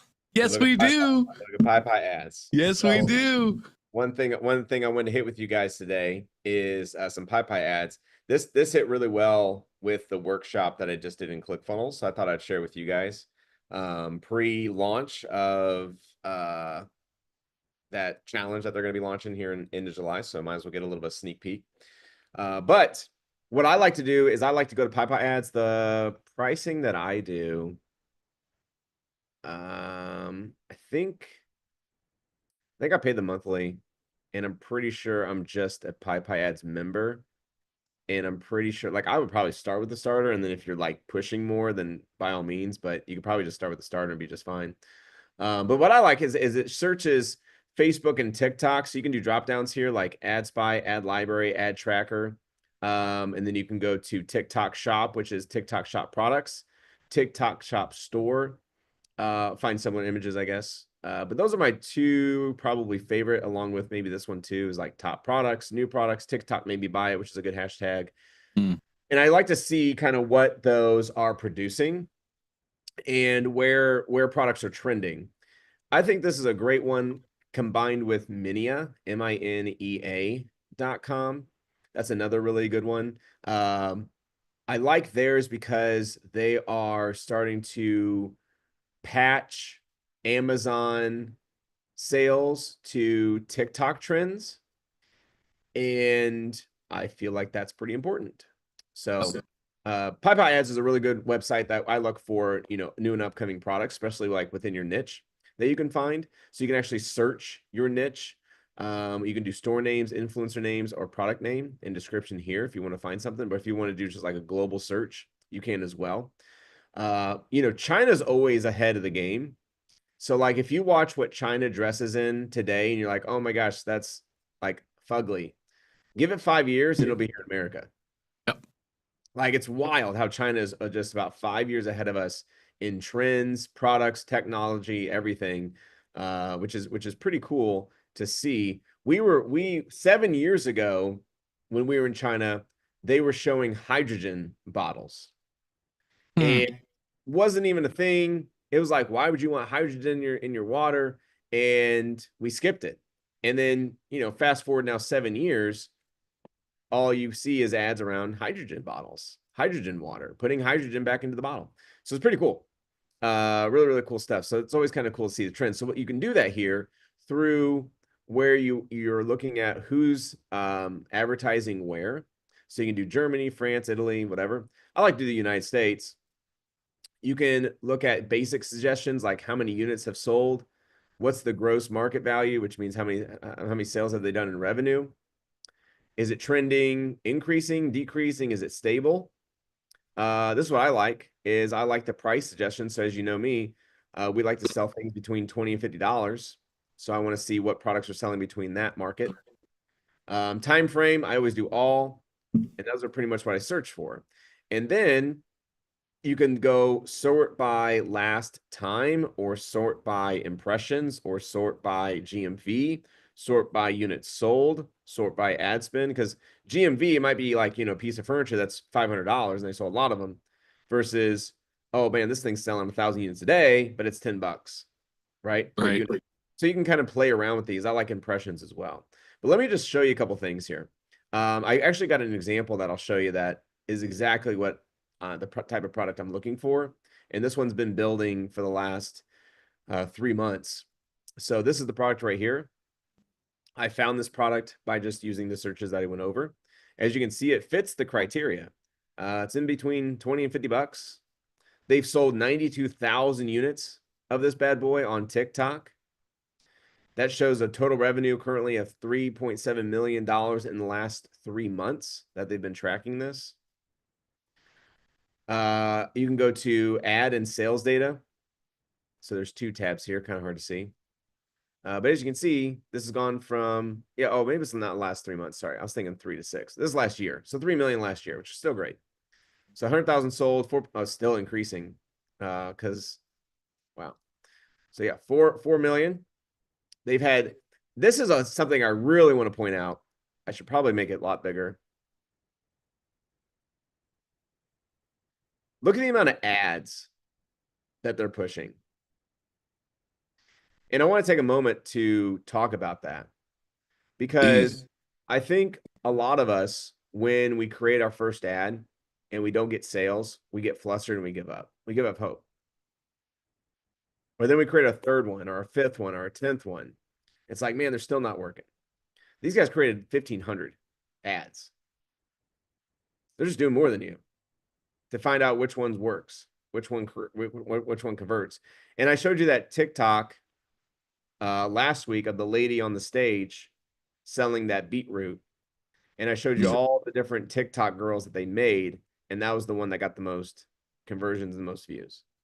So it's not like they're just creating one and giving up. They're creating a lot. So that's the competition right now, with all this stuff. Now, here is the next piece. So you can see, like, dang, this one got 11.3 million impressions, 430, 191, 7,000. What I like to do is do this drop down right here, and I do a sort by ad impression to see what is getting the momentum. And that brings me to this guy, 14 million views, which most likely this company has put ads behind him. And so that's obviously increased the views, but they're not going to put ads behind it if it's not converting. So I'll go in here and I'll watch the video. When China attacks the United States, So there you go. That's the headline. That's the hook. When China attacks the United States. This has been going on for since May of last year. So that is obviously a threat that still kind of circumvents around the nation a little bit of China attacking the US. Like, oh man, that might happen, especially with tariffs that came in. So what he starts to talk about in the script is above is basically, what's the first thing they're going to do? Is they're going to take down the power grid. What are you going to lose? You're going to lose your cell phone. You're going to lose communication. Blah blah blah blah. He gives you the problem, and then he gives you the solution within the first minute, which is this power bank. You want to have the solar power bank. It doesn't have any batteries. It charges from the sun. Recharge your your devices. Light up flashlights. Do whatever you bank on the market. Pretty cool. So as you can see, they've put in anywhere between $50,000 to $200,000 in ads behind this video. Conversions, they received anywhere between 1,600 and 19,000 conversions from this particular ad. It shows you your TikTok post and your final link. So it even shows me where the shop is and what's on the TikTok shop, how much they're selling it for, how many units they've sold. So they've sold 100,000 of these units, priced at $39.99. I'm sure people are buying more than one. What I think is really great is we can now extract this script. So whatever he just said, I can extract the entire script from it, and I can upload that into HeyGen, have a dress up a military guy, and then as soon as the call to action comes, I can just reverse the screen to a product image and a call to action. And then maybe I go back to him with a call to action. I highly recommend that you get one of these. And that's it. That's a 40-second or 47-second ad. And it's producing a pretty good amount of conversions, right? Now, I do like that. So I can go through here and see why these are getting the most impressions and take each one step by step to see what they are talking about. So right now, what's in the news? China and Russia attacked the United States. So that's what this guy's starting with, to create fear in their minds. Oh my gosh, what's going to happen? What are they going to do? Well, they're not going to bomb us. They're going to attack the power grid. Oh, okay. What do you need? You need this. Really good hook. You can also look at competition situation. Not sure why it's called that. But you can see other people that are selling the same exact product and what they're doing in GMV, how much they're spending in ads, how many views they're receiving, and the trend. So I like seeing this trend is it's trending up. I don't know if we were able to see that on this last one, but it was also trending up. So they're putting more and more and more money. Yeah, there we go. Look at that nice trend line. Boop. What if that was a stock? Oof. Yeah, that feel pretty good because looks like, wish we could get dates on this, but it looks like somewhere in here, this is a full year, I'm assuming. So probably January, February, March, somewhere in there, they turned up the ad spend. I mean, look at that. 4x, 10x the ad spend, maybe quite a bit. Seems like as the war goes, that chart's just going up. Mm-hmm. So just a great product. Great product.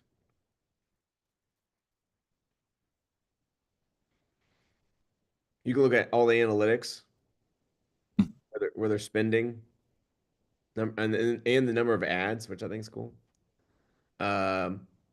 This is cool. Like you can use this as KPIs. So if you see this on TikTok, you know that they've gotten 1.2 trillion impressions, 12 billion likes. Their like rate is at 0.94. And it's been on for 1,100 days. I don't know which one this is. Oh, this is the shop. So you can come back here and I can go to this Blabber Energy and I can look at the data of that store. And I can see what they're doing, which is pretty cool because if you see that some stores are having good success with some products, then they're just really good at finding winning products. And so you can favorite their store right here, collect them, and just come back once a month to see what products they're starting to run. Mm. And by chance, those products are probably pretty decent products. So here you can see this particular brand that someone's built is all about power banks, but different types of power banks. And here's a random karaoke microphone. Right? So just kind of cool. Like I try to dig into this research. Now, I don't stop here. I go and take this product. So I'll find out what the product name is, such as solar charger power bank. I'll go over to TikTok. I'll go search solar power bank. And I start to look for what's working. You can actually, on your app, you can actually filter these. Let's see the filter here. You can actually filter by views. And so then it pulls up all the ones with the majority of the views. And again, you can go in there and grab and see what they're scripting at. Like what do the scripts look like? What do they sound like? What's the hook? What's the call to action? But as you can see, there's a lot of people, a lot of influencers moving around this product. It's the same guy we just saw. Mm-hmm. The other cool thing is it gives you a list of all the influencers trying to make a buck. So you can come in here and I can go to Deal Dazzle or Shop Deals by Q, Pinger. I can message him, Rise with Prince, V's Deals, all these guys, Jody. Like I can reach out to Jody. I can click on her I can go find her. I can look at her in detail. Trump keeps talking about war. And I can see what she looks like, what she at. Let's see, I don't know if this will bring me over to her or not. Oh, that's the top. That's the stop sub shop. So yeah, I could go find probably Jody, right? And I could go find her and then message her on TikTok, Jody with a butterfly.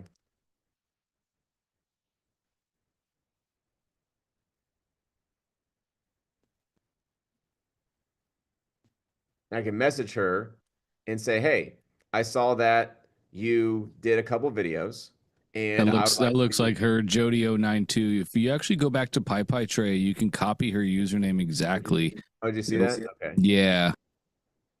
Where was she? There she is to the right of that. If you go to the display name, sorry, it's right. Look at me now. Right there is your copy tool. There we go. She got little bubbles. Did she pop up? Oh, Jody with bubbles. Here she is right here. First one.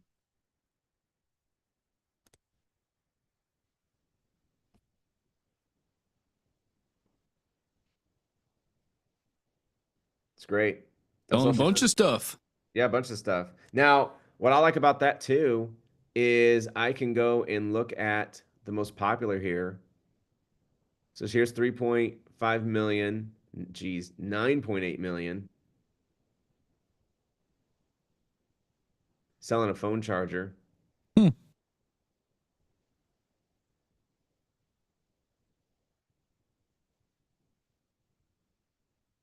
just see what they're selling. This is probably an organizational kit, possibly.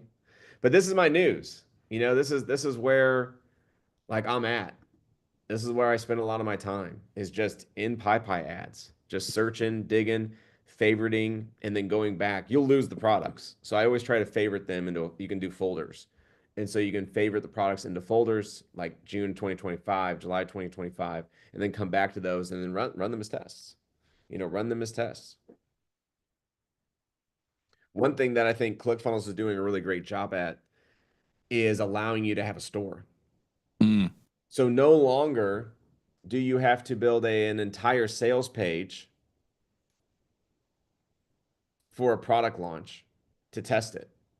You can actually just build a storefront where it lists the product, lists a few of the details. You don't really have much control over it, but you send ads to it, see if you get any traction, any fire, any like life of the product. And if you do, then go build the sales page. Saves a lot of time, a lot of energy, a lot of money. So then you can be testing 5, 10 products a month. So no longer do you have to go build a huge funnel. You just build a sales page, take some ads. You got the scripts, you got the avatars, pump those buddies out, and bada bing, bada boom, you got yourself a freaking product launching company. There's a company right now. I want to get some examples of them, but they're called Obi. I just heard about them. Who are they? Oh, Orbi World. ORBIO World. They're out of Europe, and they're doing 300 million a year in gadgets. Oh. Through funnels. But all I can find right now, I'm gonna get some more information on them. All I can find right now is just kind of like their agency, like their front end website. But 300 million is great. 10% of 300 million, that's a lot of money. What is that? 30 million? 30 million. Yeah, 30 million take home. EBITDA. After you pay all the executives. Take that. Fantastic. Anyways, dude, I wanted to just, cover some stuff like PyPy ads, give you guys some heads up and things that are kind of happening in the marketplace with the guy, doing 7 million. That's fantastic. Wow. Wow. Like we're headed to that. We're, probably months out. VO3 is obviously coming to better places. I don't know if you saw this video that Travis put out. It looked fantastic. It was out of VO3 HD quality. I mean, not even know, probably 4K. Let me see if I can find that. I probably should have saved it. Oh, I'm not under the right one. Hold on. Let me see if I can find this real fast. We'll share it. Do it. And then we'll get into some Q&A if we got any.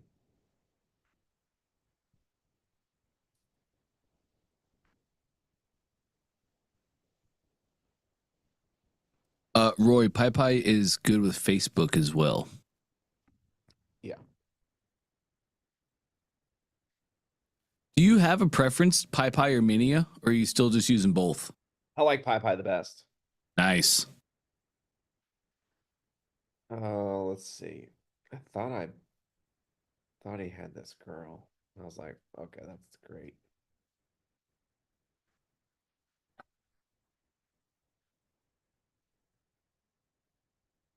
Must have been a different. I was thinking it was Travis, but it wasn't. Because I don't see it on his feed.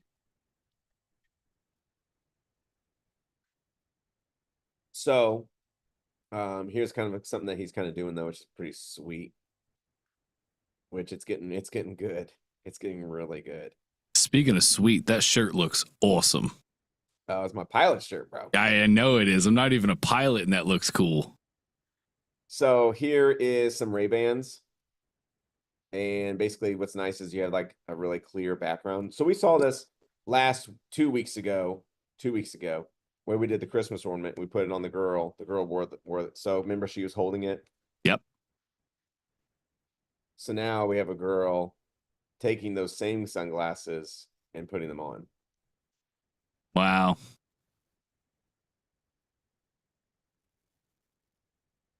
Wow, and it's only that first little second when she lifts him up that it's weird. Everything else is perfect. Looks like Ray-Ban might be a little off on the glasses, but you know, for a quick 8-second clip. Yeah. That's all VO3. Wow. Pretty great. Pretty great stuff.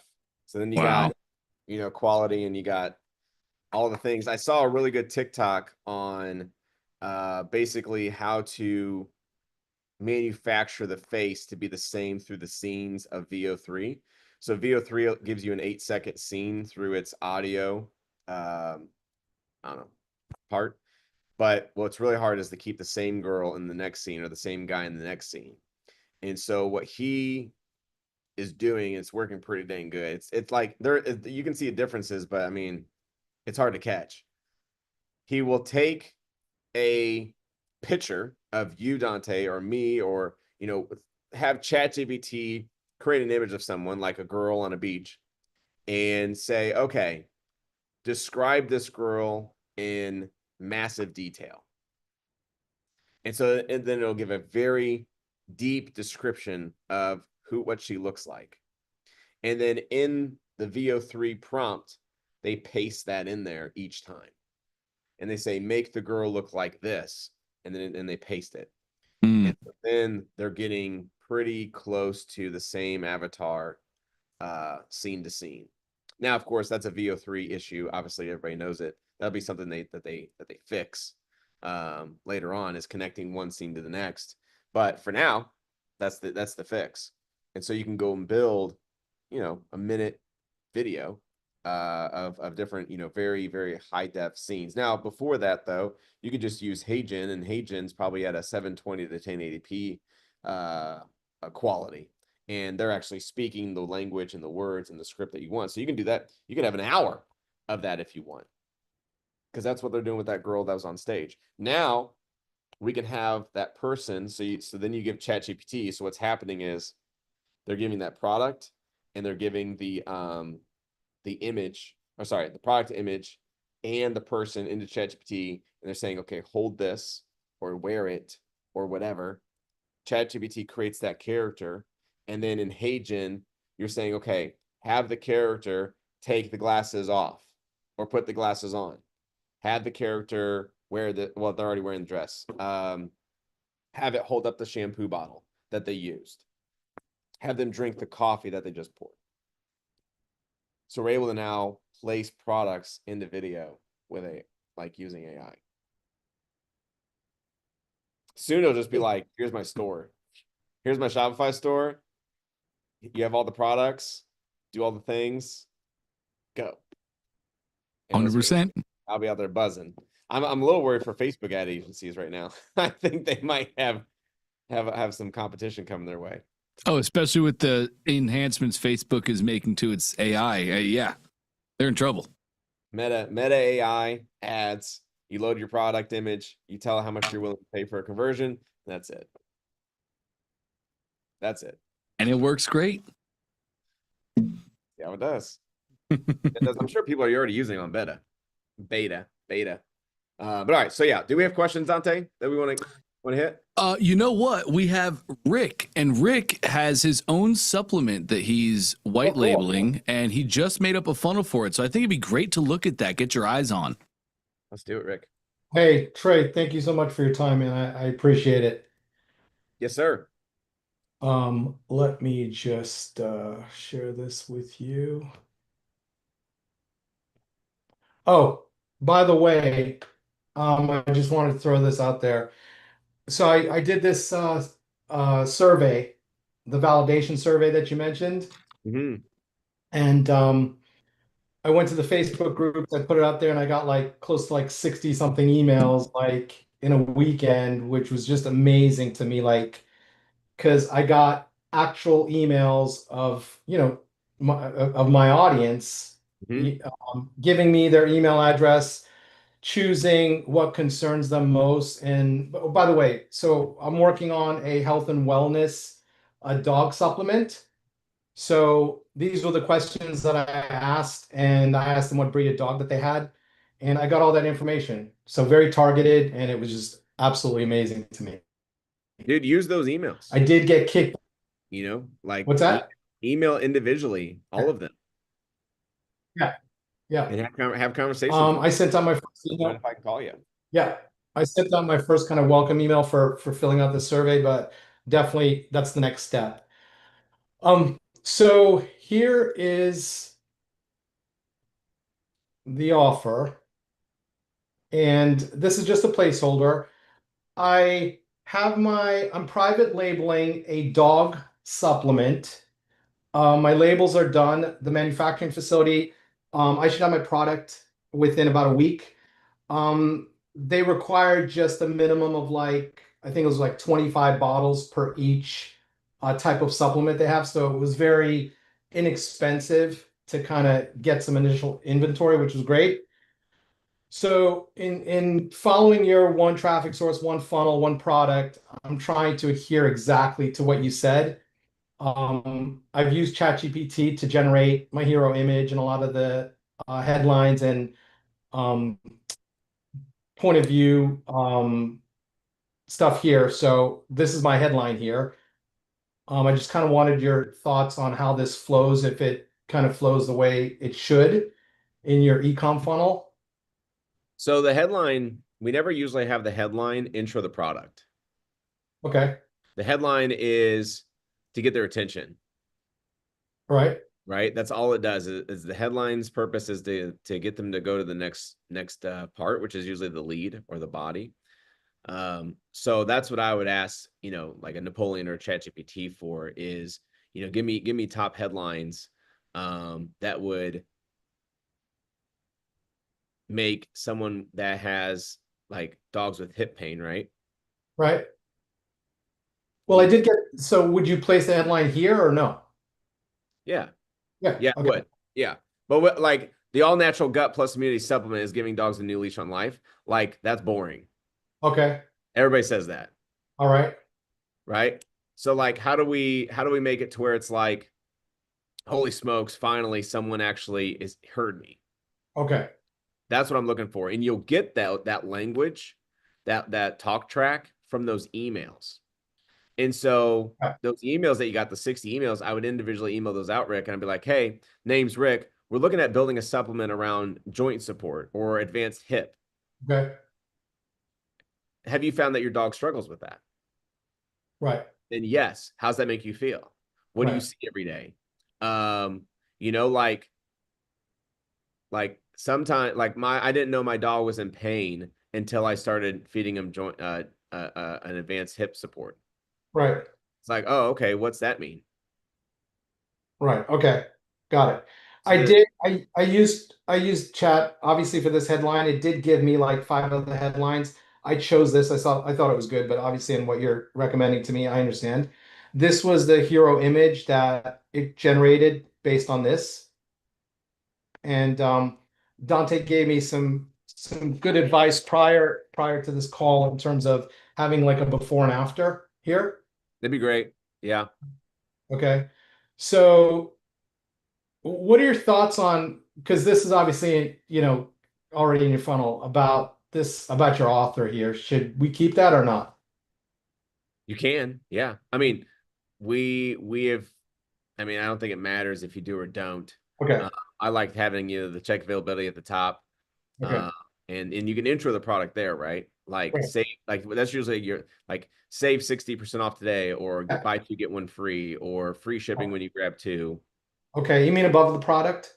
Yeah. Okay. Or This was by today. this was a story that chat generated for me, like the POV type of story, which I read. I know you probably don't have time to read it now, but I thought it was absolutely amazing, touching on pain points and what pet parents are experiencing with their dogs. So stories here. Again, these are just place orders until I have pictures of my supplement. I know you said here to people want to see images that relate to the explanation, so I did that here.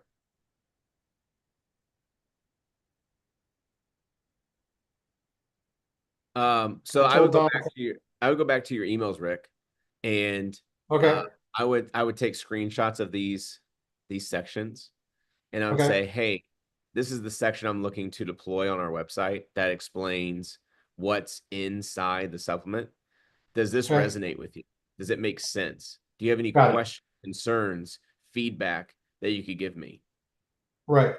So I think Like, the emails I got, Trey, it was overwhelming in terms of, I think it was like 67 or close to 70% of the people who responded said that they were most concerned about allergy related issues, and that's what I was going to lead in with. So even though I know that information, you're telling me individually to email to dig down even deeper.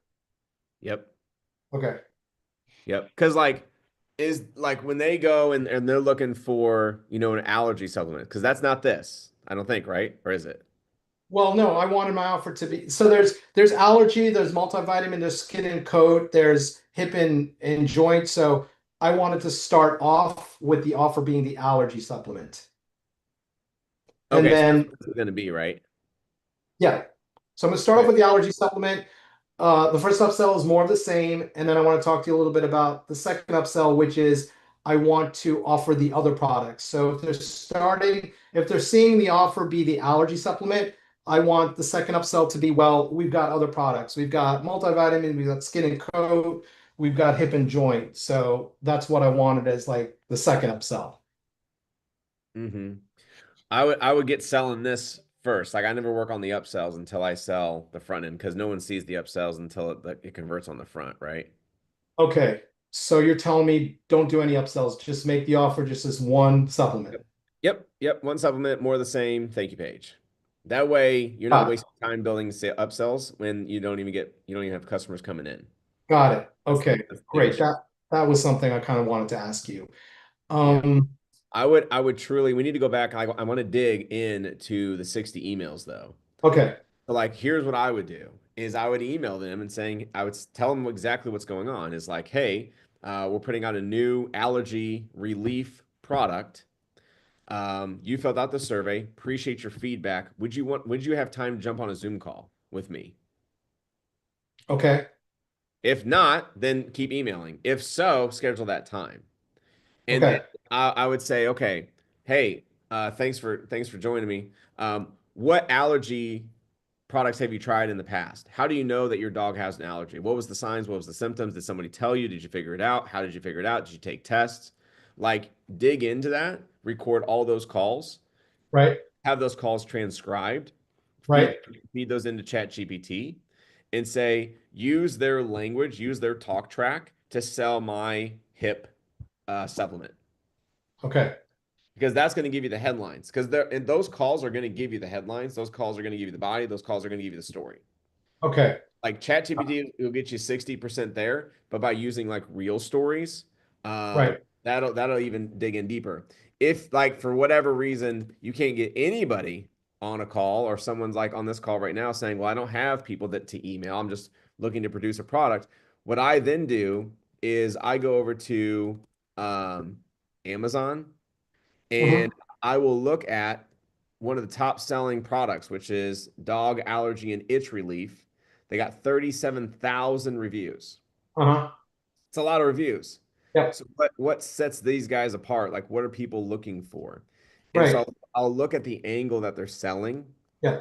And look at why are they selling. So this one says the #1 vet approved allergy brand on Amazon, hashtag, or Yeah. relief for 4 out of 5 dogs, 2 asterisks, right? So then now they're saying exactly what happened.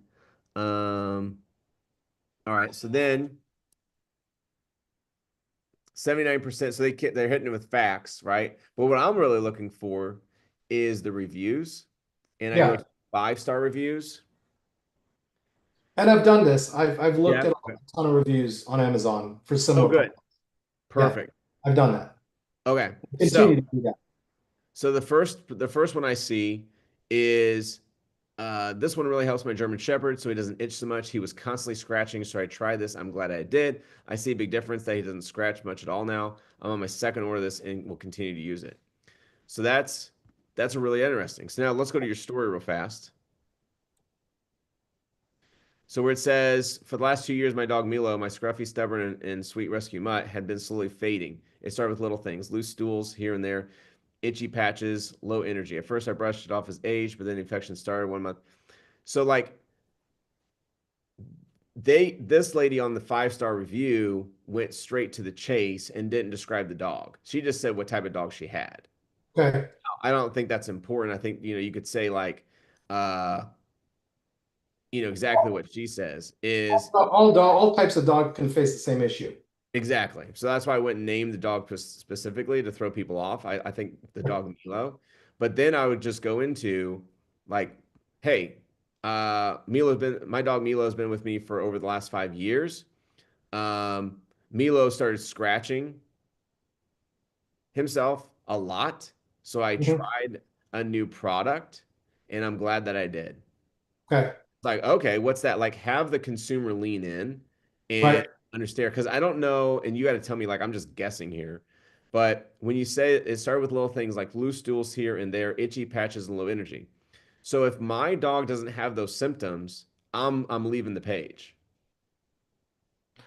But the dogs that have those symptoms need an allergy supplement. Okay. So those symptoms are similar. If you've got an allergy issue with your dog, those are generally the symptoms all dogs would experience. Do they experience all 3? No, not at all. Not necessarily. Maybe one of them. Yep. But obviously, the more they experience, it leads more to that specific solution, which is an allergy supplement, because they could just have one of those and it could be something else. But if they have, more, it's probably allergy related.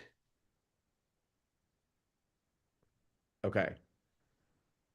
So what you just said is what I would write here. Okay. As a story. Got it. And as like educating the reader from a story position. Okay. Like, hey, my name's Rick. My dog's named Milo. One thing that I noticed with Milo is, he started having loose stools here and there. And I, consulted veterans and veterinarians, and I went and, got them tested. I used the XYZ test. Came back. Here's what the things. So to save you money, so you don't have to go get the same test. If you see signs of your dog doing X, Y, and Z, which would be loose stools or itchy patches or even low energy or even all three, most likely what I've been told and what I've researched is they need a joint supplement. Okay. I tried a few on Amazon. I tried a few on locally in around St. Louis, Missouri, none of which worked. A friend recommended Advanced Hip or, whatever, Yeah, Wolfens. yeah. And I got to tell you, I'm glad I did. I'm glad I tried it out, especially because, I was hesitant, but with their empty bottle guarantee, I figured why not? It's risk Okay. free. It's risk free. And Milo has been a different dog. Milo is like the puppy I remember when he was 5. So this story here should be my experience, not a customer testimonial type of thing. I'm just using Rick as an example. It can be a customer testimonial. Okay, but explain it in that way. Yeah, because these people, right? They've come from your ad and they're looking to be sold. They're looking to be picked. Like you got to push the believability factor in. Like, why are you different? Okay. Sometimes a story a story sells. Yeah. But the story has to feel true and feel meaningful. Like the way you have it written, it does no one writes like that. Okay. Right? Like if you go look at the reviews, they're not written like that. Got it. Okay. So, tell ChatGPT is like what I do is I go copy all 3 pages of Amazon reviews. Okay. And I'll say, write me a story using the same language models that you're seeing in these testimonials, addressing their concerns and telling a story of how, like the hero's journey, right? Of how it was really bad. Right. And how it turned into great. Make it a natural conversation, not something that's, detail oriented, but just more of like a loose conversation. Got it. Okay. I think something like Amazing. that would work really, really well. Perfect. I think just really now, well, you've told me now to simplify this, so I'm not even going to talk about the upsells, but what are your thoughts at least on like an order bump, like maybe for some topical cream or something else, just to potentially generate a little more revenue, or just don't forget about that for now. Dude, I totally forget about it. Like, Okay. we got to chase conversions before we chase Okay. revenue. Got it. Understood. I think that's about it, Trey, man. Thank you so much. I really, really appreciate it. I would throw this into 99 Designs What? Throw what? for the whole design of this page. Okay. Yep. What's 99 Designs? So in the training, when you go through there, I list out 99designs.com to model, take this and then go have 99 Designs make a professional looking page for you. Because if you're a multi-million-dollar supplement brand, you're going to look like a multi-million-dollar website, right? Okay. So that's where you want to, that'd be my next step is, okay, now I got all the sections, right? I have all the things included here. Now, if I can go over to 99 Designs, they'll make this thing pop. They'll make this thing be a $100 million website. And then someone lands on it, the trust is there. Got it. Right? Is that in your ecom training? I've been through it like 2 or 3 times. I didn't hear you talk about 99 Designs. If it's not in there, then it might be a recording that we did with Dante. Okay, fine. And I think just the last question, Trey. So, like, you're known obviously to test thousands and thousands of products. So every time you test a product, is this the structure of the funnel that you use? Or if you're just testing, is it shortened? Is it abbreviated? Like, is this the funnel? Yeah, this used to be the way we do it. Yeah. And so then most recently we've shortened it to very, very basic. Headline, image, details about the product, benefits and features, a testimonial, FAQs. Okay. And that's all we run. And that's why I was telling you earlier at the beginning of this call, it's really great that ClickFunnels now has a store because you can build a page like that and run ads to it and really quickly understand if it's going to sell or not. Right. Got it. All right, perfect. Hey, Trey, thank you so much, man. I appreciate it. Yeah, really, really good questions. Thank you. Yep, you're going to do great. This is going to be awesome. Thank you.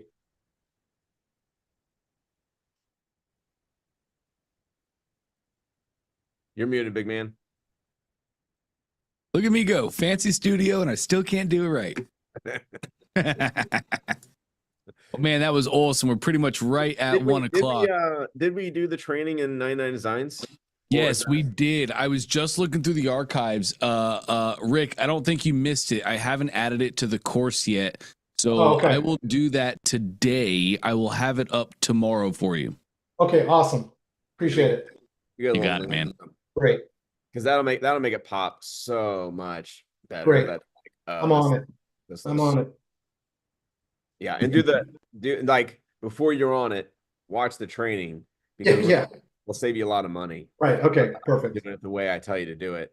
All right. Just from a standpoint of it's kind of like hacking 99 Designs, if you will.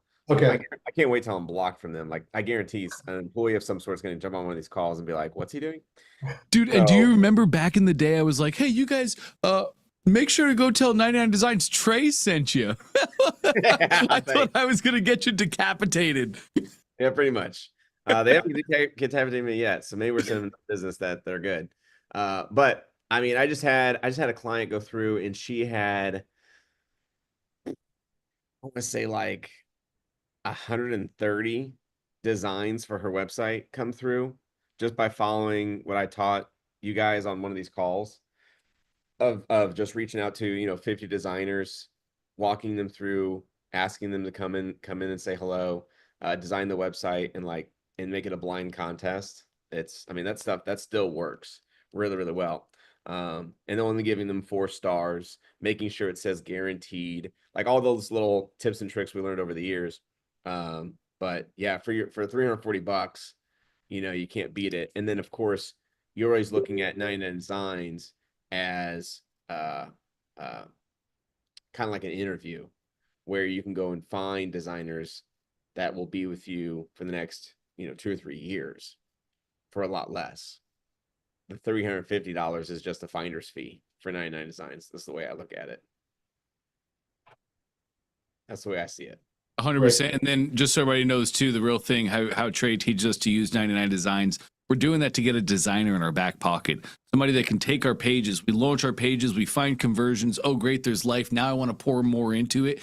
Now you got a guy in your back pocket doing all the things for you. It's the way. Yeah, super cheap. $50, $75 for a whole website design. Yep. People out there charging $5,000. These guys can do the same thing for $50, $75. Yep. It's fantastic. It'll save you a lot of money. You can be more powerful. You can do a lot more damage with your powder. Yeah, it's great. So yes. Did Tom have a question? Tom, nice. Do you have a quick question? Yeah, I do, but we're over time, and honestly, it was really more just about taking a look at my funnel. So honestly, it's okay. It can wait. You want me to take a look? We're here. Yeah, sure. I mean, take a look. Quick look. I appreciate it. Sure. Let's do it. Let's see. So I did make some changes from the last time we spoke. Oh, good. I actually have 2 funnels launched right now. Oh, cool. Both running ads. They started. Oh, did you say you wanted to go towards the prepper, or yeah, that's exactly what I did. Okay, so cool. That's the one we're looking at right now. I left the other one intact, and I did run ads to that too, but I did make some changes. Some of your other suggestions were to lower price, which I did. Okay. So honestly, this has really just been running since 10 a.m. today. That's okay. As I could get it launched. So I don't really have any metrics. Like I said, you've seen this already, so I don't know that I don't want to waste. I know you're over your time here, so it's really the same design. It's just different copy, Okay, cool. Keep scrolling. So it looks like you update all the images to make it look like they're all the same backpack. I tried. So this is a new one here, and what looks good is that the featured package at the bottom right is like identical to the image. Okay, cool. The ones that are being worn, you start to see again a little bit of difference. Yeah.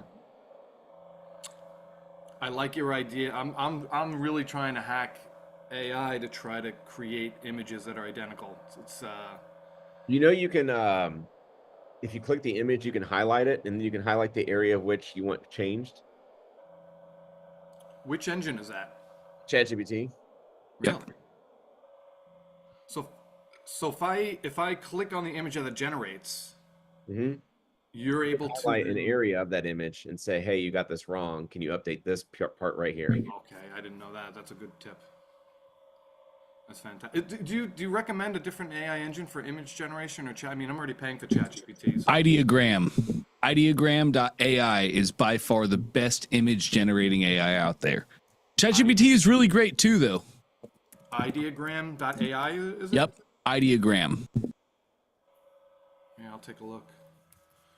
And I'm, you know, I've actually finally in my ads, I've actually finally been able to put at least a little bit of moving. It's not video, but it's moving text, some a little bit more action, some shaking of the screen, and so forth. So I'm hoping. I think two of the things that you'd identified with my funnel last week was price point, and that the ads were not converting. So I spent a little more time trying to regenerate the new images and even trying to create a video piece. I'm absolutely going to be using your advice from today and trying to generate more video. It's, to me, it has to be there. I think you can make some really cool video with AI. So I'm trying to find. Yeah, I've taken exhaustive notes from you today, so thank you. Just looking at see if there's any backpacks that's running right now. I guess this would be oh, here it is right here. They got one ad, 8 comments.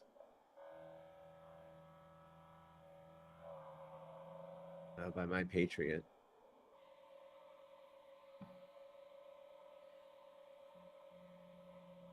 Because what I like to go see, especially if I can find someone else running the same Facebook ads or like a similar product, is what are the comments saying? The comments give away pretty much the majority of it. Like I lean in to the comments to overcome the consumer's barriers in their head, or like I catch them at the start, which is I saw a pretty funny one someone sent me the other day. It's pretty hilarious. So basically, have you ever seen those Facebook ads? They're advertising a product, and someone below will say like "found it cheaper here." Yeah. So what he did was he created different usernames, and then he would create different websites, and he would have another website that was "found it cheaper here," and that was his website too. Some people would be like, "Oh, I got him," and then they go order, and it's like actually still his. That's amazing. That's so smart. It's pretty funny. And I'm not seeing any of those survival bag. Like, what are those? A prepper bag? Let's see if I can find anything. Prepper bag. Nope. Patriot. Probably not. Bug out bag. Yeah, it might go for bug out bag.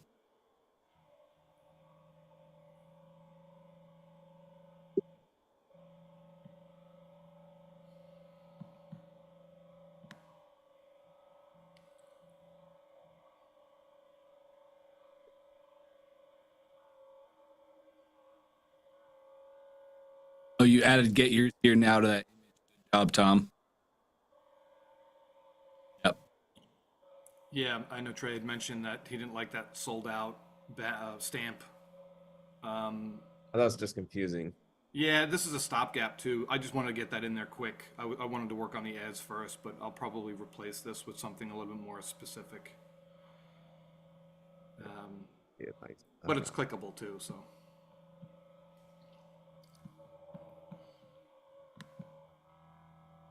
That's just a headline that's margined up. Good job. Yeah, real quick hack. Let's see. 22 likes. Yeah, no one's getting comments on these bags. One day Russians. They got a lot of ads, but nothing crazy. Just like junk ads.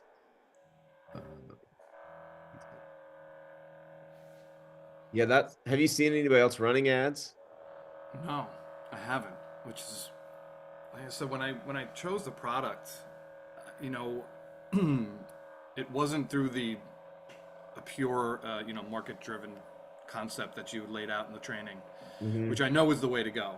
And once I start getting into PyPy ads and I'm a little bit more able to find data and metrics, I'm gonna find more products that are actually working and trending, and then apply everything I'm learning here. This was my little true, like, my first, one funnel away. This was to try to get a funnel out there, launched, see what I can do with it, practice everything that I can in terms of building the funnel, finding products that work. But I'm just gonna keep adding stuff to my tool belt. And PyPy ads. Hi guys, today we're gonna be. Yep, that makes sense. PyPy ads seem to be the next step for me. Let's see. Let me pull this one in real quick. Post. Nope, doesn't want to do that.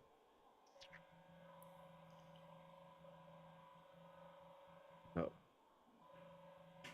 Man, I guess it doesn't give you. All right, guys. Today we're trying to find how I can grab this dude's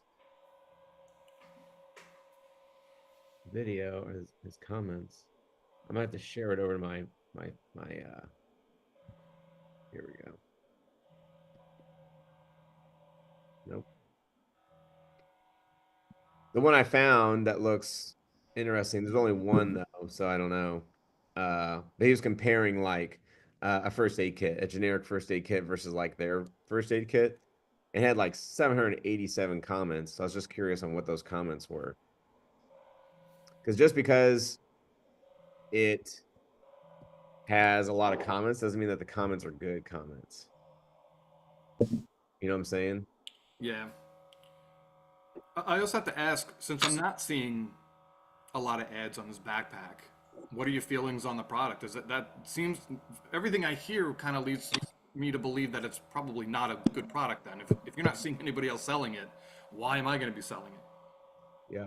Yep, exactly. So here, let me see if I can join this Zoom call and just show you something real quick. This is just a really good example.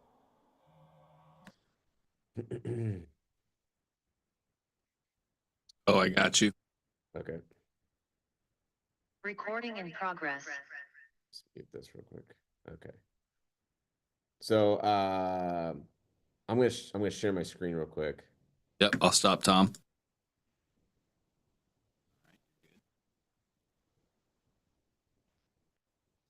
See, PyPy won't let me pull this up, but we can pull it up here. All right. So what I did was I went to the ad on PyPy, and then down here you can go into comments.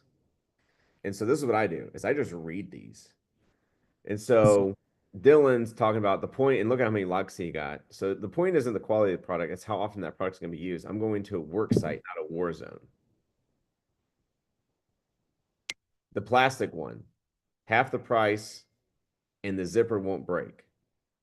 So they're all saying that they'd rather have the one he's trying not to sell. Right? But they're telling him why they would buy it. And so we could rebuttal these in the videos. Like once we have this understanding of like why they wouldn't buy it, we would hit those rebuttals in the video. And so you're probably thinking, this zipper won't break. Well, guess what? I tried it like this and this and this, and it broke within the third time, where we did the same attempt and we did it 20 times, still the zipper stayed intact. And so I'll just read through here. $20 versus $180, that's a big difference. Cheap one also has enough Band-Aids to last my kids more than a week. So again, that's a really good response from this lady is, okay, I don't need to have the amount of Band-Aids in the pack as they are currently, right? So I got to have less. Like that's what people are thinking in their head. Like, oh, it has so many more Band-Aids. Like, why would I need that? Like, that's gonna last these kids way longer, right? Now she's saying more than a week, which is, I think she's making a thing of it. Less than a quarter of the price at CVS. So people are price conscious. So that would be me walking into a CVS, videoing it, grabbing one off the shelf, walking it back to the office and opening the CVS one and then opening mine and comparing it. So so these are why people are not buying. So if I can hit these rebuttals through my video and through my ads and through my comments and through my testimonials and through my FAQs, then you're going to get more purchases.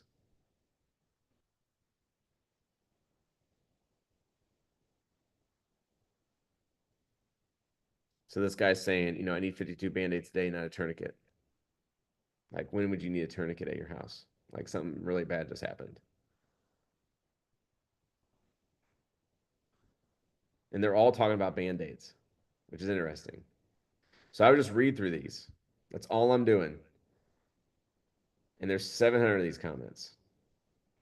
The other cool thing is you can literally take, if you wanted to, screenshots of those. I don't know if you can give them the links, but you could feed these screenshots into ChatGPT as an upload image, and then just say, hey, what are the top 10 reasons people aren't buying?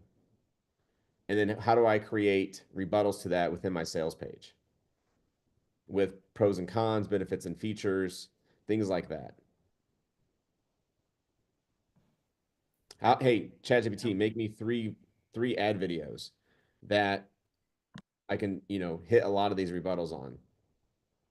It also seems like, you know, who he's advertising to versus who he's trying to sell to are two different people. Like it looks like there's a lot of moms here talking about their kids when he's trying to talk to survivalists and people who are like going out in the wilderness and need like a tourniquet. Like that's doomsday, right? That's worst case scenario. Like you just got your arm blown off. Versus these are moms like, no, I just need a couple Band-Aids for my kids, maybe some tape and wrap, right? So that's what you also got to be careful of.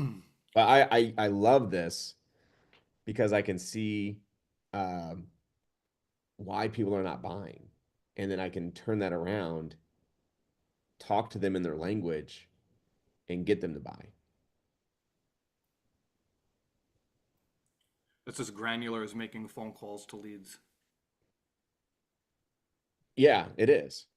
It absolutely is. Which they're just giving you which I haven't forgotten about, by the way. They're telling you why they're not buying. It's like, oh, okay. The same thing on the 1-star reviews for Amazon. They're telling you why they hate the product. So the 1 stars tell you how to make it better. The 5 stars tell you why they're buying it.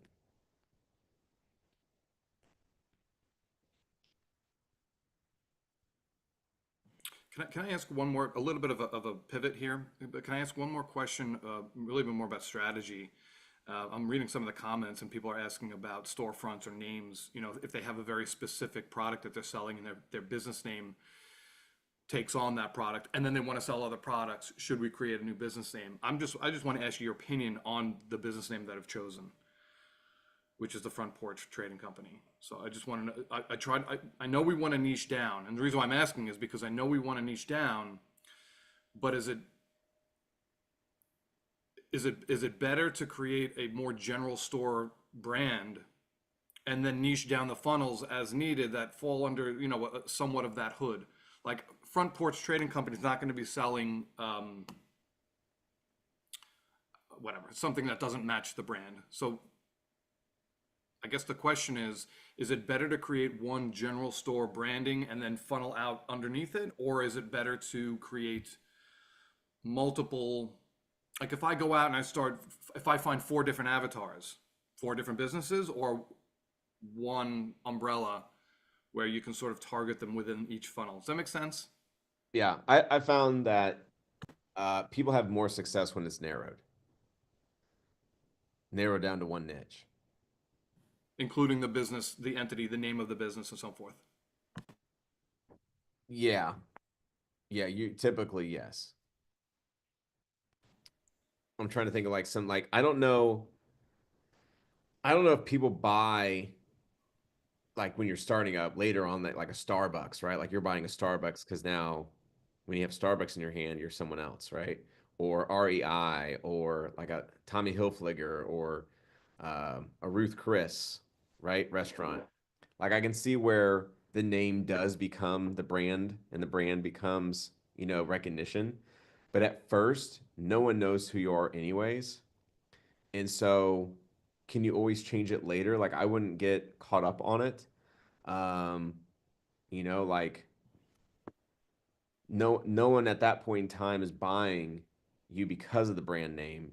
They're buying because of the product. They want the product. So now, the way I chose it was exactly for that reason. I don't mean to cut you off. I apologize. So I know that they don't care about my brand. So it was like, well, okay. So if I made a brand called American Tactical to sell this bag, mm-hmm. But now I find another product. I have to create another. Now I'm not starting from scratch, but I need to create a Facebook business page, so I can run ads off of them. That's really what this is all about. I want to run ads off of fewer business pages rather than American Tactical, or you know what I'm saying? That's the reason why I went more general store, but also with the understanding that nobody cares about my brand or my logo. It doesn't matter. It seems like it a little bit more streamlined by doing it in this fashion than by creating 6 different American Tactical or Connie's Kitchen Supplies or something. You know what I mean? Yeah. So how we do it, I mean, we're doing the same thing, is we used to build anyways, we don't do it anymore, but we used to build a product to a domain. So like our EasyVac is on easyvac.com and the product is EasyVac, but it's made by .com products. So you could have like your over-encompassing domain or your over-encompassing company name, but the product name is the lead, and the product name is maybe the fan page. Because you could literally create a fan page for every product you launch if you wanted to. That's fine. But you could have like, what did you say, like tactical bag or bag tactical earlier? What was the name of it? As a business name? Yeah, what was the business name? American Tactical or something like that. Yeah. So maybe your bag is called American Tactical, right? But they're sold by the Wadle industry. Like that's fine. Right. Like someone's got to sell it. And then what's going to be on the credit card descriptor. So like everybody who buys anything from us, it's .com products. So we make sure on the thank you page, we let them know, hey, your credit card statement will read .com products. Right. Because it's sold by us. I've kept everything aligned similar to that. Mm-hmm. The one website where each product will have its own page on that website, but it'll all start with Front Porch, Yeah. And so and the only reason we did that was because when we'd have big affiliates push emails would take down the domain. And so our website would go on like under. And so instead of having our entire info tree of products go under, we tied each product to a separate domain. It's That's like the only load reason we did balancing. that. Yeah. It's like a load balancer. Yep. So then realistically, email's been dead for the last year and a half now because of the new like changes and updates, and it's getting even harder now to even inbox. So that hasn't really been a scare. So we've just been going // of our main domains, like .com / product A / product B / product C. And those are our funnels. Yeah. Because then now we're bringing that's how I've structured it for now. Yeah, and I think that's fine. Like saves you on domain, saves you on cloud, saves you on like all the freaking setups. Like that's what we were doing, just because it made sense for us. But now with email being gone, that was the only kind of risk that we had against us. So we decided, well, that risk isn't there anymore. So what's the point of getting all these new domains? Like our GoDaddy.com account is ridiculous. So dumb. Like I'd rather just have one. When you say email is dead, what do you mean? Affiliate emails is pretty much dead. Like more like grabbing a cold audience, like calling up Visa, MasterCard and saying, hey, can I have your list? And they email millions of people in one day. They used to be a thing. Visa would sell you the list. Hey, this guy just bought a credit card. Cool. We're going to send him an email. We're going to send him 3 at once. And then we're going to send him 3 more in an hour. And then we're going to send 3 more in 3 hours. And just load this dude up.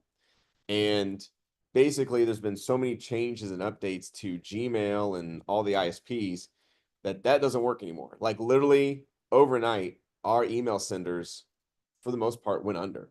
Like no one could email for pretty much a year to year and a half. They're just now starting to come back like online, and they still suck.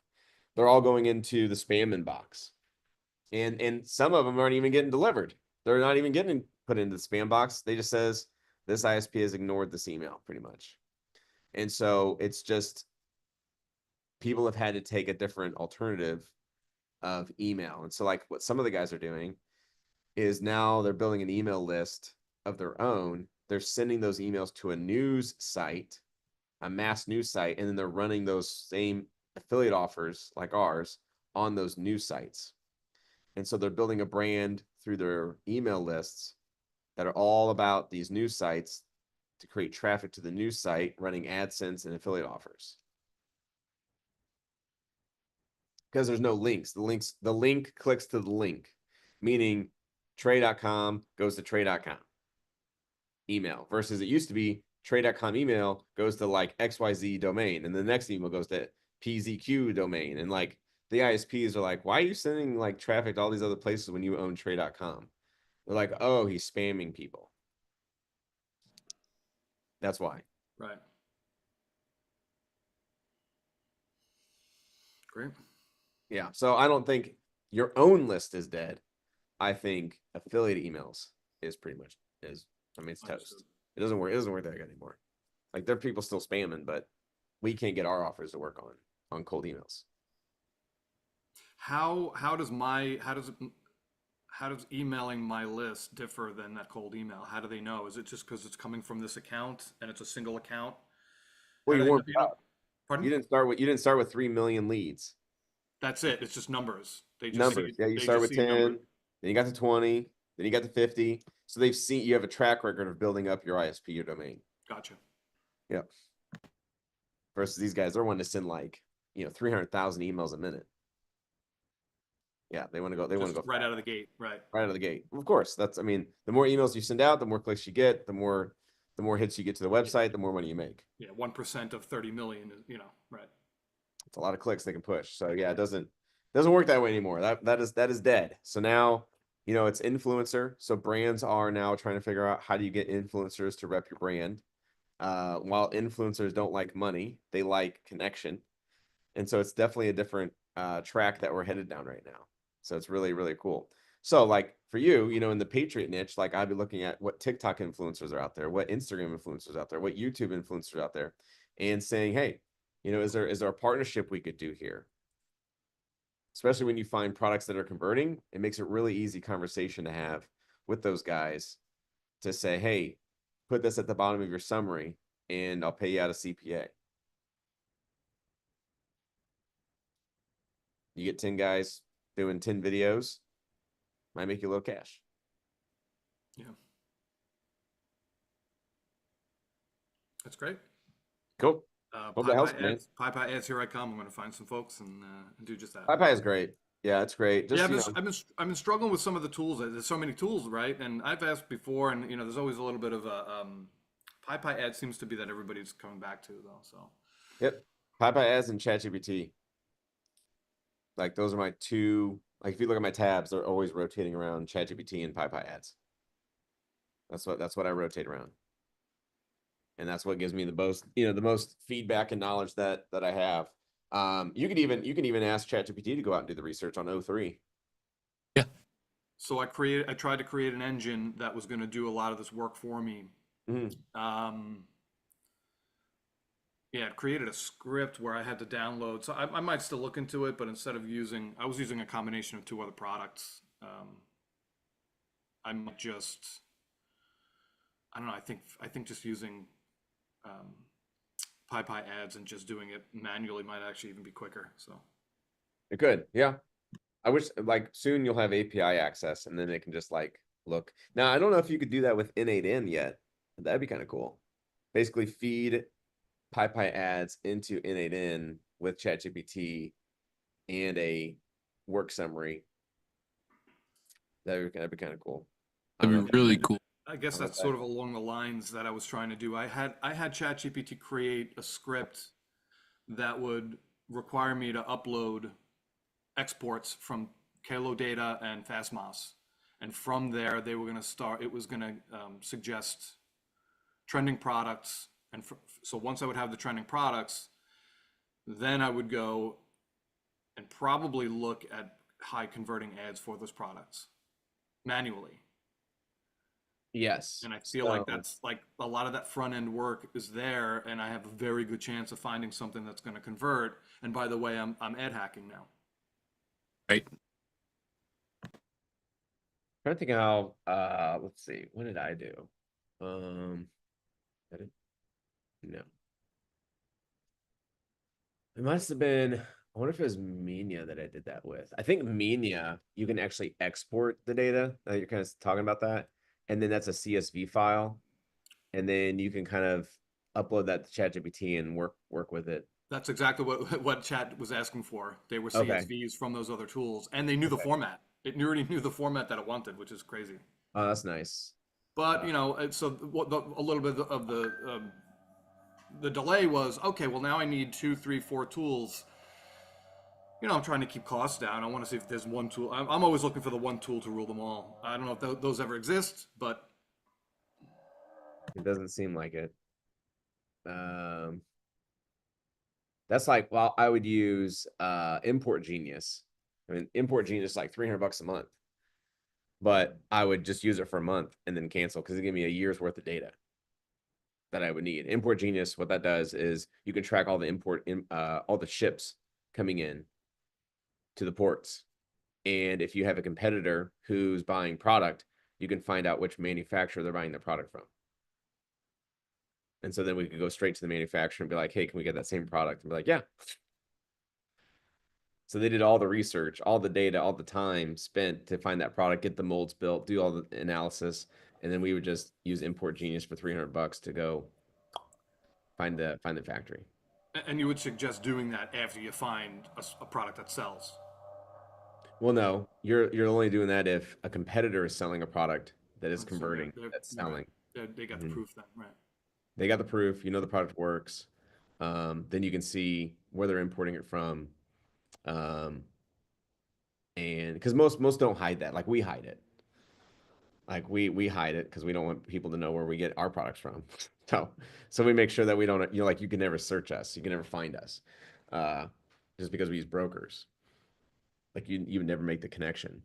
But for the people like the big companies and the big industry that's saying like no one knows to do this stuff, do it that way. Like they don't know that people are using those tools to come and like find what products they're grabbing and where they're grabbing it from. And Import Genius gives all that data.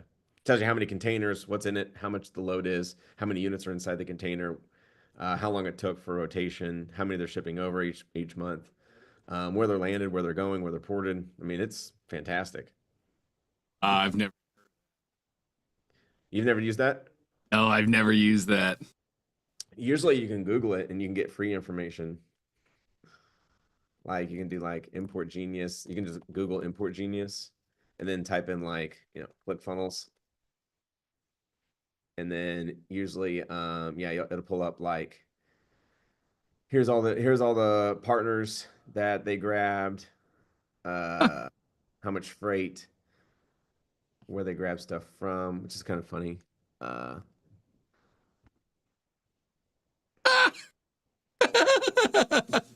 Okay. I've never seen this. You never seen the Import Genius? I didn't know this was a thing. Yeah. I don't know if like, you know, ClickFunnels is obviously importing anything, probably not. But you know, whatever your competitor is, you can come in here and see like who's doing what. And then what's cool is you can download the CSV of all those and the phone numbers, and then you can sort and you can do an analysis to see who's bringing the most products, where they're shipping it to, where their hubs are, and just pretty much like reverse hack the company. Yeah, that's big. That's like beyond funnels, but you know what you guys grow into. It's pretty cool. All right, I got to go do a webinar. So, thank you, Trey. Oh my gosh, I'm sorry. I'm like blacked out over here looking at this. Man, that was wild. Trey, thank you so much for everything. What a great session that was today.